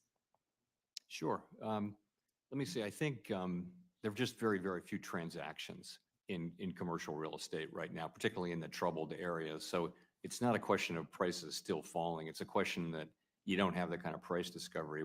You just have to assume that the prices are very low and have come down a lot. So on commercial real estate, we have a secular change in people working from home. This is one big part of it. That means that in many cities, the downtown office district is very underpopulated. There are empty buildings in many major and minor cities. It also means that all the retail that was there to service the thousands and thousands of people who work in those buildings, they're under pressure too. And banks will have made loans to many of those buildings, not all of them, but many. So this we've known for some years. And so what do? We have identified the banks that have high commercial real estate concentrations, particularly office and retail, and other ones that have been affected a lot. We identify them, and we are in dialogue with them around, do you have your arms around this problem? Do you have enough capital? Do you have enough liquidity? Do you have a plan? You're going to take losses here. Are you being truthful with yourself and with your owners? And so we've been working with them. And so for some time, we've been doing that. And, this is a problem that we'll be working on for years more, I'm sure. There will be bank failures, but this is not the big banks. If you look at the very big banks, it's not a first order issue for any of the very large banks. It's more, smaller and medium-sized banks that have these issues. We're working with them. We're getting through it. I think it's manageable is the word I would use, but it's a very active thing for us and the other regulators, and it will be for some time. Thank you. Do you have concerns? Well, let me just ask you this. As you're talking with these small and medium-sized banks, because we know there's always could be a contagion, which we've seen in the past, do you have concerns that if they fail, that somehow this is going to impact the financial sector? And are you prepared and trying to address that and prevent that from happening? We're trying to stay ahead of that. So we also reached out to banks that had high concentrations of uninsured deposits, and particularly uninsured deposits, and a lot of commercial real estate in the office sector. So we're well aware of that issue, and we're just trying to stay ahead of it on a bank by bank basis and overall. Okay. And so far, we've been able to do that. Thank you. Let me jump to another issue that has been on my radar. The Federal Housing Finance Agency's report on the federal home loan banks concluded that the distinction between the FHL bank's role and that of the Federal Reserve discount window as lender of last resort has not been clear, especially during times of market stress. During the 2023 banking turmoil, we saw banks rely on advances from the federal home loan banks and didn't even have relationships with the Federal Reserve to use its discount window. I know you've talked a little bit about this with Senator Warner, but How is the Federal Reserve working with the Federal Home Loan Banks to ensure that banks establish protocols to borrow from the Fed's discount window prior to times of stress? We work with the Federal Home Loan Banks because in many cases, banks were moving their loan from the Federal Home Loan Bank to the Fed. So we need to have smooth transfer. We need to be in good touch with them. Even more important than that, though, is that banks, any bank in the United States, needs to be in touch with the discount window, know how to be able to access it, be able to access it, have appropriate collateral, have control of that collateral. You know, in many cases, it was incredibly inefficient and took a long time for banks to actually go through that function. The Federal Home Loan Banks are actually ahead of us in technology. We know that we need to really invest in technology to modernize the discount window, and also we need to do more to make to get our banks, all of them, in touch with the discount window in a way that they can use it quickly should they need to do so. Thank you. Cortez Masto, Senator Haggerty of Tennessee is recognized. Thank you, Chairman Brown. Welcome, Chairman Powell. Under your tenure, Mr. Chairman, the Fed has taken the stance that the 2% inflation target shouldn't be viewed as a snapshot in time, but rather it needs to be achieved, quote, sustainably. When inflation was running well above the 2% target back in 2021 and early 2022, the Fed was patient and allowed rates to offset the below target inflation that had occurred in the years prior. It strikes me as odd now that while we're still well above target inflation and have been well above for the prior year, markets seem to expect the Fed to immediately cut even before we've breached the 2% inflation threshold. So my question is this: if the inflation rate reaches 2%, would that be considered a return to the target rate on a sustainable basis? Or is it still the case that inflation would need to more or less overcorrect to well below 2% before the Fed makes the rate cut adjustments? It would take us a while to really get comfortable that inflation had settled in sustainably at 2%. But that's not our test for changing interest rates. Interest rates right now are well into restrictive territory. They're well above neutral. And we've said we would not wait for inflation to get down to 2% because if you wait that, monetary policy works with long and variable lags. So we've said, for some years that we would start restoring the federal funds rate to a more normal, almost neutral level. We're far from neutral now. Yeah. And so, we do plan, assuming the economy moves along the lines we expect, we do plan on starting the process of dialing back restrictions. I'm just trying to look for the symmetry. I know we sort of allowed the economy to overshoot when inflation was high, and we sort of made up for prior years of low inflation. I'm trying to square that with the fact that We didn't actually do that. We adopted a framework that said we would do that, but then we got suddenly, a few months later, we got almost an explosion of very high inflation. That's not what we were looking. We said, moderately above or modestly above 2%. This was not modestly above 2%. And we reacted. We thought that the mistake we made was we thought that inflation would go away. That it was quickly. transitory. Transitory, which means it goes away quickly without effort by us. We figured out at the end of 21 that was not the case, and we acted. And you don't see that same abrupt dynamic coming the other way. You're more comfortable. No, with I think I think we're in the right place, which is we're waiting to become more confident that inflation is moving sustainably at 2%. When we do get that confidence, and we're not far from it, it'll be appropriate to begin to dial back the level of restriction so that we don't, drive the economy into recession rather than normalizing policy as the economy gets back to normal. Yeah. Can we go to the balance sheet and talk about that? We've seen a dramatic expansion of the Fed's balance sheet over the past couple of decades. In 2005, it was at $800 billion. It's at $7.5 trillion today. It's doubled since the pandemic was underway.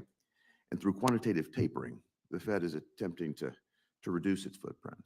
And the concern I have is, on the other hand, government spending tends to just continue to be profligate. We're running now a $1 trillion deficit every 100 days. And we're flooding the market with treasury debt, and we're putting upward pressure on interest rates as a result.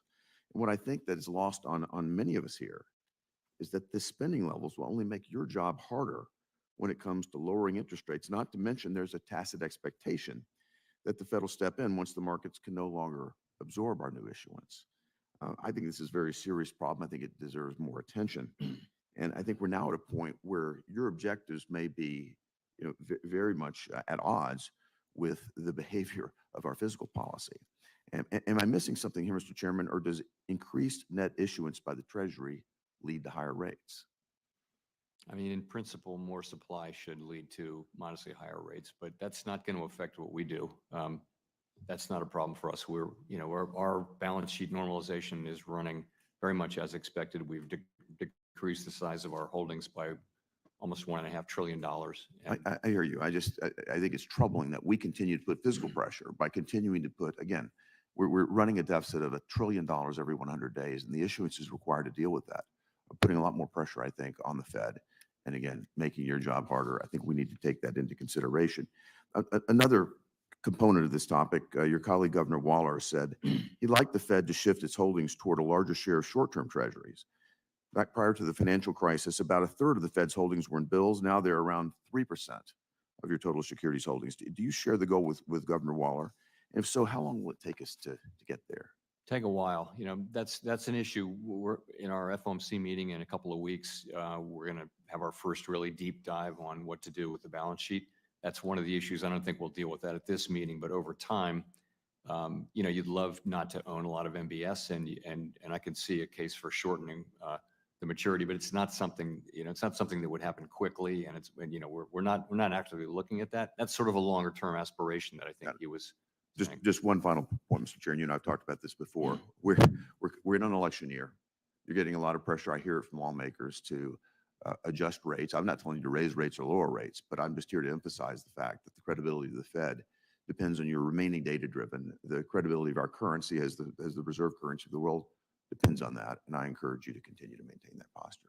Thank you. Will do. Thanks, Senator Haggard. Senator Warren of Massachusetts is right. Thank you, Mr. Chairman. So it's been a year since we had the second, third, and fourth largest bank failures in American history. Greedy bank executives were part of the problem, and the Fed, as the chief regulator of the biggest banks, was part of the problem. Under your leadership and direction, the Fed steadily weakened rules for the biggest billionaire banks, exactly the banks that failed last March. In other words, Chair Powell, you failed to do your job to keep these big banks in line. Now, when these banks blew up, you went into spin mode, promising that the Fed would do better. After years of hemming and hawing, you finally agreed to put in place Basel III rules that would strengthen capital standards for the biggest banks. And I mean the biggest banks. The Fed's proposed rule would apply to only 37 of the nation's 4,500 banks, only the banks that have $100 billion or more in capital. Now, Chair Powell, when you testified before this committee last June, I asked you about taking responsibility for bank failures. And you said, quote, "The main responsibility I take is to learn the right lessons from this and to undertake to address them so we don't have a situation like this where we had unexpectedly a large bank fail and spread contagion into the banking system," end quote. And as part of learning those lessons, you also said, quote, "that you agree with and support," end quote, Vice Chair for Supervision Barr's recommendations for strengthening the Fed's rules and supervisory practices for the big banks, and that you're, quote, "confident they will lead to a stronger and more resilient banking system," end quote. So I just want to be clear. You haven't backed down from any of your comments from a year ago, have you, Chair Powell? Right lessons, don't let this happen again, supporting Vice Chair Barr's recommendations, which include stronger capital standards. No. You still stand by all that? Yeah. Good, good. I'm glad to hear that. Now, I understand that those 37 big banks don't like higher capital rules because they are like insurance. They would make the banks safer, but they cost a little money and would nip into the bank's profits. So these 37 banks are swinging their very considerable weight around to try to weaken the capital rules.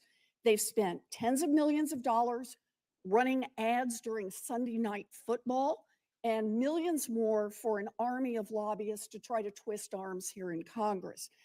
Impressive spending, but who exactly are they trying to impress? A man on the inside? You know, despite all you said last year when the banks failed about supporting Vice Chair Barr's recommendations to strengthen rules for big banks, public reporting now says that you are driving efforts inside the Fed to weaken the capital rule. You even told the House Financial Services Committee representatives yesterday that you think it's, quote, very plausible, close quote, that you withdraw the rule. As one analyst put it, quote, I don't think they will pass a final rule without Powell's support, suggesting that the rules will have to be weakened, quote, to appease Powell. So Chair Powell, I'm having trouble reconciling the statements you made last year, which you say you hold on to, statements you made when the headlines were all about 3 giant bank failures, and now your reported efforts to quietly weaken the rules that would strengthen capital standards for giant banks and prevent more bank failures. So let me just give you a chance to clarify the record here. Are you committed to finalizing the strongest version of the Basel III capital rules this year? Let me first say that we have taken and are taking many more steps to deal with the problems that revealed themselves with Silicon Valley Bank, and that's around supervision. We'll have a strong liquidity. I appreciate that, but I'm just asking about the Basel III rules, the ones that you have been required for years now to put in place and have dragged your feet on. The Basel III rules are not directly related. They're not the thing that is directly related to Silicon Valley Bank. As you point out, they're a longer run thing, and I would just say that we put them out for comment. We got the comments. Anybody's free to go read the comments. My view is that it will be appropriate to make material and broad changes to that before we finalize it. And in terms of, I didn't say that material and broad changes to strengthen the rules? Material and broad changes, and we're talking about what that'll mean in the end. I did not say that we would withdraw the rule. I said, there's a concept of reproposal, and I said we hadn't made a decision on that, but that if that turns out to be appropriate in the view of the Board of Governors, then that's something we would look at doing. So everything you said a year ago about supporting the vice chair who is responsible for writing these rules? You and I had a long colloquy. Yes, we did. If you read it again, it's on your website. And I have. You will see that I'm doing exactly what I said I would do in No, that you colloquy. said you would support Vice Chair Barr to get us strong rules. And now he is putting No, out rules that and was you're about talking Silicon about Valley Bank. reproposing. The Vice Chair for Supervision has every right to bring proposals to the board. That has happened. But as I made clear in our colloquy, you're not the comptroller of the currency. When I do monetary policy, I have one vote. There are 11 other voters. And that's the way it works. It's not different for the Vice Chair for Supervision. You are the leader of the Fed. And when the heat was on last year, you talked a lot about getting tougher on the banks, but now the giant banks are unhappy about that. And you've gone weak-kneed on this. The American people need a leader at the Fed who has the courage to stand up to these banks and protect our financial system. Thank you, Mr. Chairman. Warren, Senator Daines of Montana is recognized. Chairman, thank you. Chairman Powell, thanks for being here. Good to see you. I can tell you Montanans are continuing to see the impacts across the board from inflation that's been brought on by the policies of this administration and by my colleagues across the aisle. And I commend you for the job you have done in trying to rein in inflation, and I encourage you to continue the fight despite political pressures you may face. Last time I checked, it's going to get a little more political around here between now and November. I'm also encouraged, contrary perhaps to my colleague from Massachusetts, I'm encouraged by your comments yesterday that there will be broad changes to the Basel III proposal, which, as it's currently proposed, would have significant detrimental impacts to credit cost and availability to small businesses. And lastly, I commend your answer yesterday that the Fed is not a climate agency, and considering the impact of climate change is not a factor in achieving your given mandate, congressional mandate, of maximum employment and stable prices. Mr. Chairman, I recently joined many of my colleagues in writing to you about my concerns about the long-term debt proposal that would mandate regional banks issue new long-term debt. I'm concerned that this will have a disproportionate impact on smaller regional banks because they're required to hold their long-term debt at both the parent holding company and insured depository bank levels. Could you explain how this aligns with the tailoring requirements set forth in the financial reform bill that we passed back in 2018, Senate Bill 2155? So how the longer-term debt proposal aligns with that? So first of all, that's been out for comment on that one. The comments are in, we're reviewing it. So I don't want to say too much, but the theory of it in the first place was that those banks are not subject to the living will process to the extent that the GSIBs are. And this was sort of meant to be a middle step to make them more resolvable without imposing all of the burdens that we impose on the 8 GSIBs to have very elaborate resolution plans. So that was the thinking. I think on the calibration of it and all that, we have voluminous comments. We're looking at them, and we'll make an assessment and move forward as appropriate. Well, thank you. And I know our smaller regional kind of banks would be happy to hear that thoughtful deliberation, Mr. Chairman. Understandably, you've had to raise interest rates to fight the fires of inflation brought on by reckless Democrat spending. However, a major side effect of that is the impact the rising rates are having on the cost of servicing the out-of-control national debt. Senator Haggerty alluded to this a bit in his questioning minutes ago. Looking at CBO reports, interest payments on our debt will increase 32% this year and will now exceed spending for the entire Defense Department. I have significant concerns, many do here in Washington, many Americans do, that we eventually reach a point where fiscal policy and monetary policy converge, meaning that the Fed would ultimately have to worry about the impact rate setting would have on government debt or even potentially the risk of a default. Chairman Powell, I know fiscal policy is not in your purview, but could you ever foresee a situation where fiscal irresponsibility snowballs to a point that the Fed would have to factor this into its decision-making? I think we're a long way from that, and that's a real that's a terrible place to be. That's a place where some poorer emerging market countries have found themselves over the years. For the United States to get that point, I think it's unlikely. But I do think that, and it's not our business. We should stay out of this fiscal business. But I'll say what other Fed chairs have said, which is we really need to get back to that discussion about fiscal sustainability, and both sides need to get together. The kinds of things that have to happen can only be done on a bipartisan basis. And so I really hope that we go back to a place where those discussions are happening again. I've heard from a number of stakeholders about upcoming changes to liquidity regs, including a new ultra short-term liquidity requirement. As with any policy decision, establishing the facts matters. It's important that financial regulators have a complete, thorough understanding of the financial environment before releasing a half-baked proposal, rule, or guidance. My question is, what do you believe is a sufficient time period that would allow your agency to accurately calibrate new sound and reasonable liquidity requirements? That is a great question, and one we're struggling with, particularly with all the other things that are going on. We're looking at some, and this is in response to Silicon Valley Bank. We're looking at some liquidity innovations, and we're asking ourselves, what form should that take, and how long should it be out for comment, and that sort of thing. We're not ready to do that yet, but that's the question we're asking.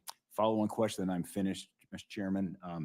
Will you confirm that prior to the Federal Reserve issuing any new liquidity requirements, it will first conduct all necessary data collection that would allow for meaningful analysis of all potential policy options? And please keep your answer short, Mr. Chairman.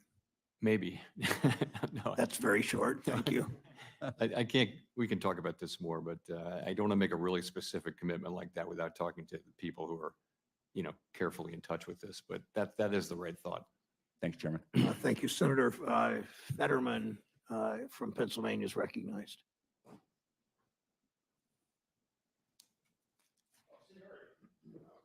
Well, he got here last. No. So, If although you- if Senator Warnock sits down in the next 5 seconds, he's next. So Senator Warnock, are you ready or you want to go to War Fund? You're all so generous with each other. It's Senator Fetterman's recognized. Okay. All right. Senator Warnock is recognized from Georgia. Thank you, Chairman. Banks. Thank you very much, Mr. Chairman. Bank spending on buybacks is rising again. And their consumer small has sharply increased. Interest rates are high, yet the interest being paid to depositors, ordinary working families, working people with bank accounts. Not a lot of money in Wall Street accounts remains low. Chairman Powell, I'm concerned that when banks don't increase the interest rates on bank accounts, families are losing out on dollars that could be in their pockets. Again, they don't have the kinds of portfolios that some of the folks in this room would have. Is that good for the economy? And are you concerned that banks under your supervision are doing this? Are not paying sufficient. That's correct. That's a question I haven't heard. Of course, they have the option of putting their money in money market funds, and banks compete with each other. But I'll be happy to look into that. I hadn't heard that concern. Yeah, and I think it is worth taking a look at. Many lower income individuals and families, again, they don't have some of the sophisticated products yet. Money markets are available, but we saw high interest rates and that not being reflected in what depositors are able to benefit from. Could those individuals and families benefit from a high interest rate on their deposits? Sure.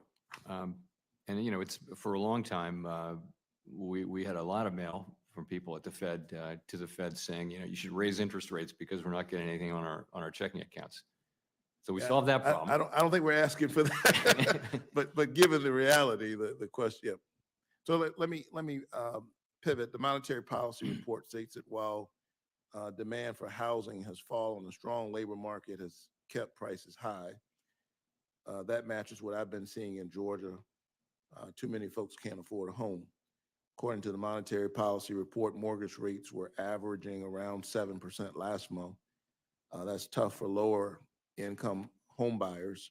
Increases of just a percentage point or two can be the difference between owning a home or not.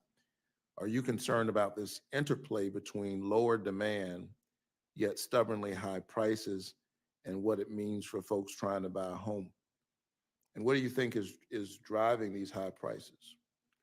So the housing market is in a very challenging situation right now. You have this longer run housing shortage, but at the same time, you've got a bunch of things that have to do with the pandemic and the inflation and our response with higher rates. So you have a shortage of homes available for sale because many people are living in homes with a very low rate mortgage that they can't afford to refinance, so they're not moving, which means the supply of regular existing homes that are for sale is historically low and very low transaction rate. That actually pushes up prices of other existing homes and also of new homes because there's just not enough supply. The builders are busy, but they're running into all kinds of supply issues still around zoning and workers and things like that. So it's quite challenging. And of course, rates are high. So people who are buying, a lot of the buyers are cash buyers or are able to actually pay without a mortgage because mortgages are expensive. I will say the first problem, the longer run problem of supply, is a longer run problem. The other problems associated with low rate mortgages and high rates and all that, those will abate as the economy normalizes and as rates normalize. But we'll still be left with a housing market nationally where there's a housing shortage. There's no question we have a supply issue. And this issue of high prices, lack of supply, of course, disproportionately impacts some communities more than others. According to the monetary policy report, the employment rate for the Black prime age labor force, that is persons between 25 and 54 years of age, reached a historical peak in 2023. The gap between Black and white prime age employment dropped to a nearly 50-year low at around 3%. We can appreciate progress, but a 3% gap is still significant. Would you agree that it is important to continue focusing on narrowing this gap? And if so, what tools does the Federal Reserve have to do this work? It's very important, and the single best thing we can do is get prices under control, get inflation under control, so that we can have a long expansion with, the record is clear that a long expansion, it really gives significant benefits to people at the low end of the income spectrum, because the labor market gets very tight, inflation is low, and they benefit more than anybody. So that's where we were before the pandemic, and we'd like to get back to that place. Thank you so very much. I think there's some other legislative tools that Congress could use, and I'm happy to continue to work with the chair in the ways that we've already done to improve that rate, that difference. Thank you. For sure. Thank you, Senator Warnock. Senator Lamas from Wyoming is recognized. Thank you, Mr. Chairman. Welcome. It's nice to see you, Mr. Powell. My first question is about CDBCs. There's been some chatter lately on the social media that people are concerned about the Fed creating a CDBC without legislative authorization. You and I have discussed that before. And as you know, there are other means other than a CDBC that could use digital assets to create a secure and instant payment system other than a CDBC. So the question is this: do you still agree that the Federal Reserve cannot introduce a U.S. central bank digital currency without congressional authorization? Yes, I do. Thank you. That's really calms people's fears, the people who are concerned that we could end up with something like the digital yuan that is used as a means of surveillance. So I think that will calm some of those discussions down. Thank you so much. My next question is about your core CPE. Now, as you know, there's a disconnect between how you measure inflation and how the American people see inflation, because the American people are spending their money on gasoline and food and rent, things that have gone up a lot. And they hear about these improvements in the economy that they're not seeing in their everyday lives. So can you explain what measures you use to evaluate inflation, and just explain to the American people why you don't factor in the things they spend money on every day, like food and gasoline? Actually, we do. Our statutory target is inflation. It's not core inflation. So, and if you look at headline inflation over the last 12 months, that's it. That's our goal. It's 2.4%. Core inflation is actually higher than that. It's 2.8%. And the reason is that some energy and food prices have come down, and those don't count in core. So our overall legal target is headline inflation, which is, it's our best effort to capture the cost of living that people face. It's not perfect. You have to make all kinds of judgments that aren't easy. I mentioned that housing earlier. How do you measure housing inflation?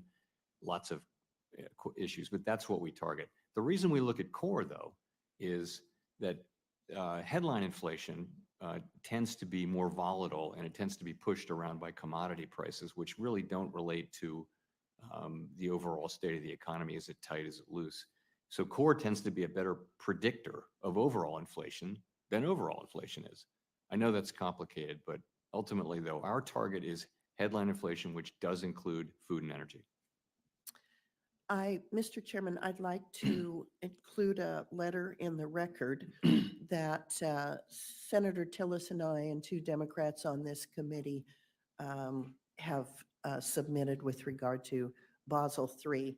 My question— Without objection. Thank you very much.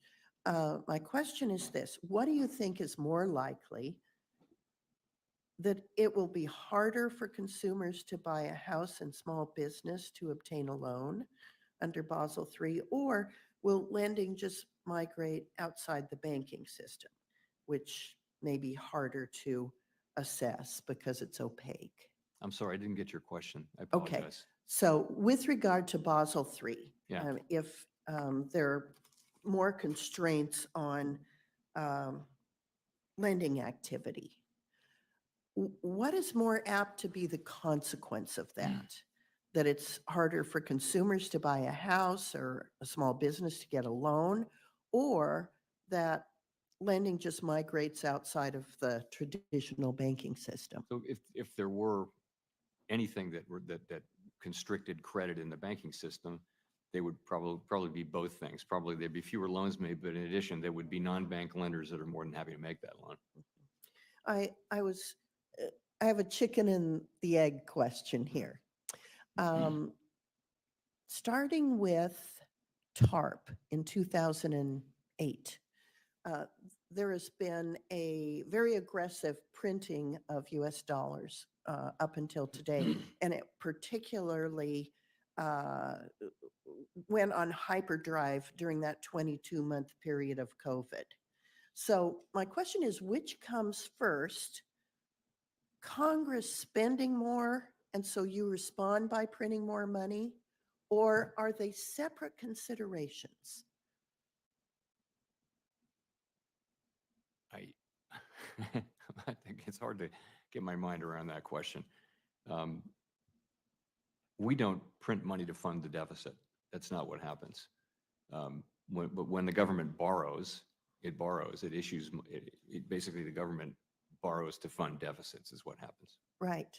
And so so that would indicate to me that you do respond, because we, in spending, in deficit spending, are creating a demand to borrow, and you're responding by. Well, we're not making loans, though. You know, we're not lending money to the government. We're not financing these deficits. And so there's no chicken and the egg relationship? There's not really, no. I'd have to think about this. This is I got to think about the way the plumbing. Why don't we continue this? Yeah, I'd love to. And your thoughts earlier about fiscal sustainability and how we can work with you and bipartisan, maybe next year, to address these issues. You know, when you say things, you have to be careful, because what you say has ripple effects outside of this building. But it would sure be nice if we could sit down with you on a bipartisan basis and have those discussions in a frank way. Thank you, Senator Lummis. Senator Fetterman of Pennsylvania is recognized. All right, Senator Van Hollen of Maryland is recognized. Let me start by thanking Senator Fetterman for his allowing me to question him. Mr. Chairman, good to see you.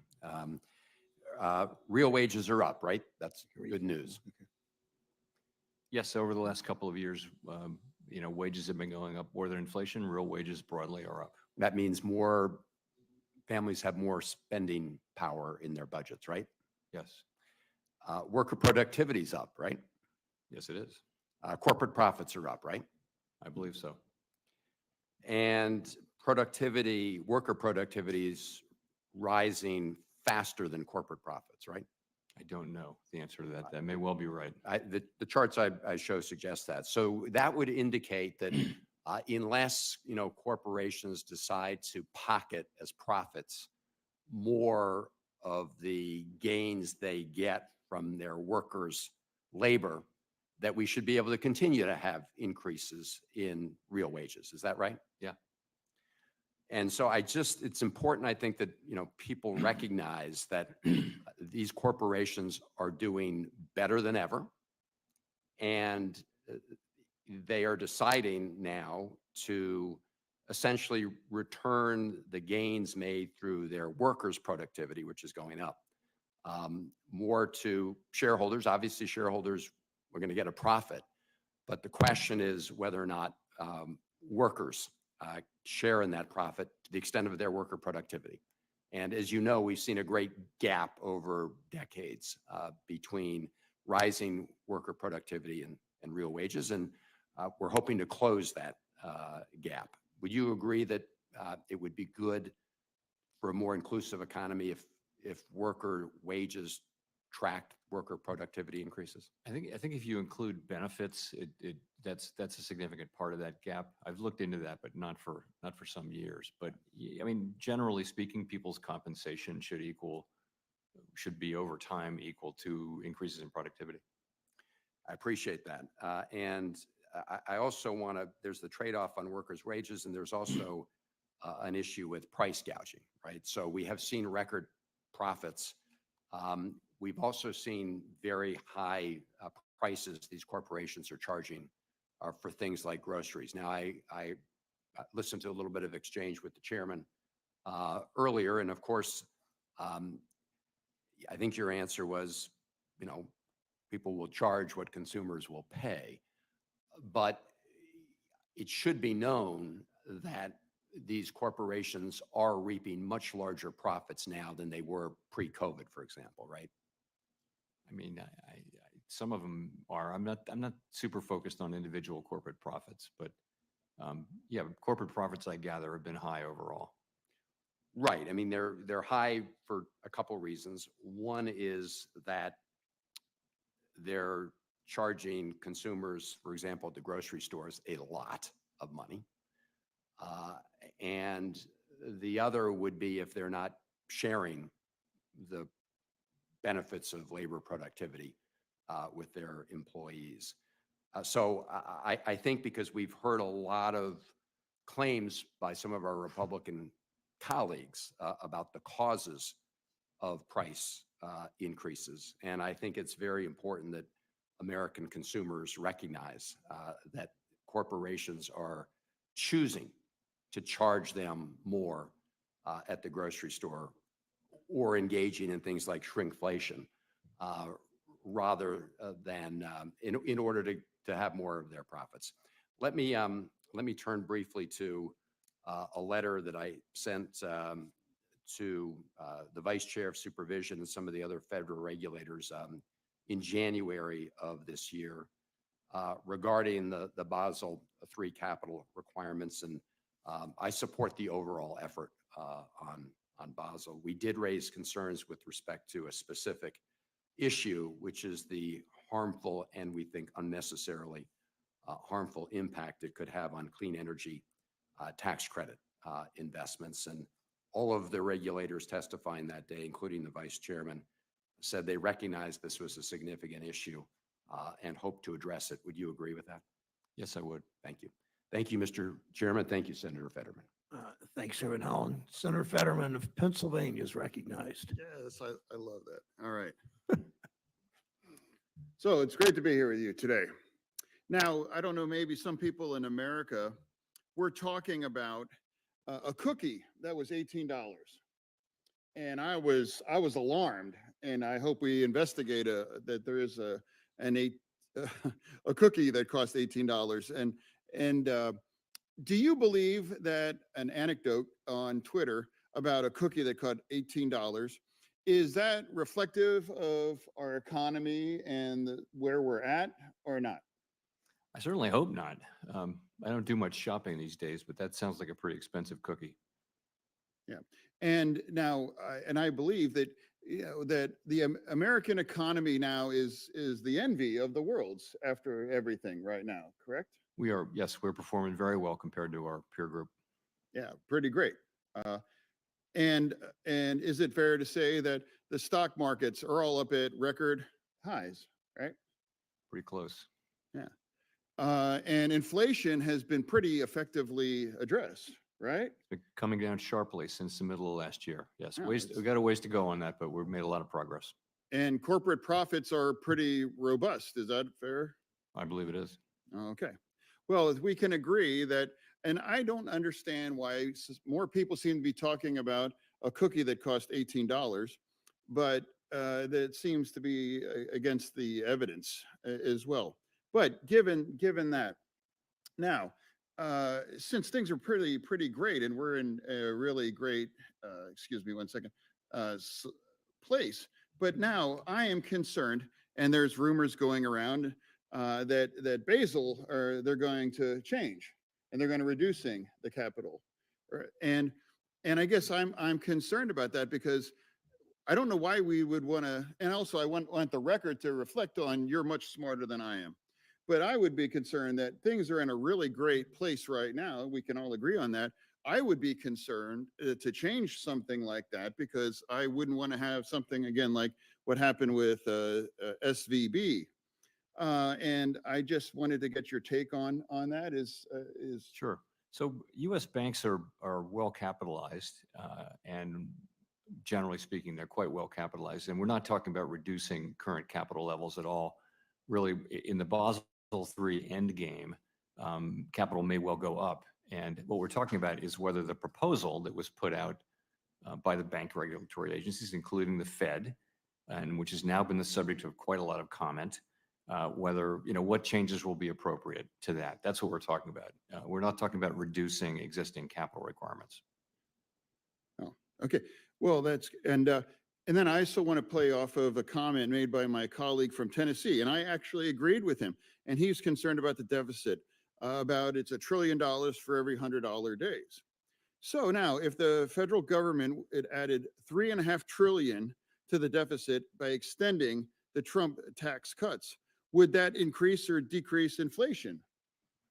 So I'm going to fall back on our long-time reluctance to comment on fiscal policy. We take your fiscal policy decisions, whatever they may be, we take them as they are, and we conduct monetary policy to achieve 2% inflation. But we don't score inflation. CBO does that. They'll make a judgment on that, but it's not something we do because we're an independent agency, and that requires us to stay the heck out of politics. So I don't want to put you on the spot, but would those kind of tax cuts would that help addressing inflation or inflame inflation? I don't know what the effects would be on inflation. I do know, broadly speaking, we need to get to a place where revenues and spending are better aligned. And I think everybody knows that. And, I think we used to talk about this a lot 10 years ago. We're not talking about it so much anymore. That's understandable. The pandemic was a special thing. But I do think it would be great to get back to that on a bipartisan basis. Okay. Well, I have about 30 seconds left. I just want to go on the record. I think you've done a really great job. And I think our economy, and I do agree that it is the envy of the world as well.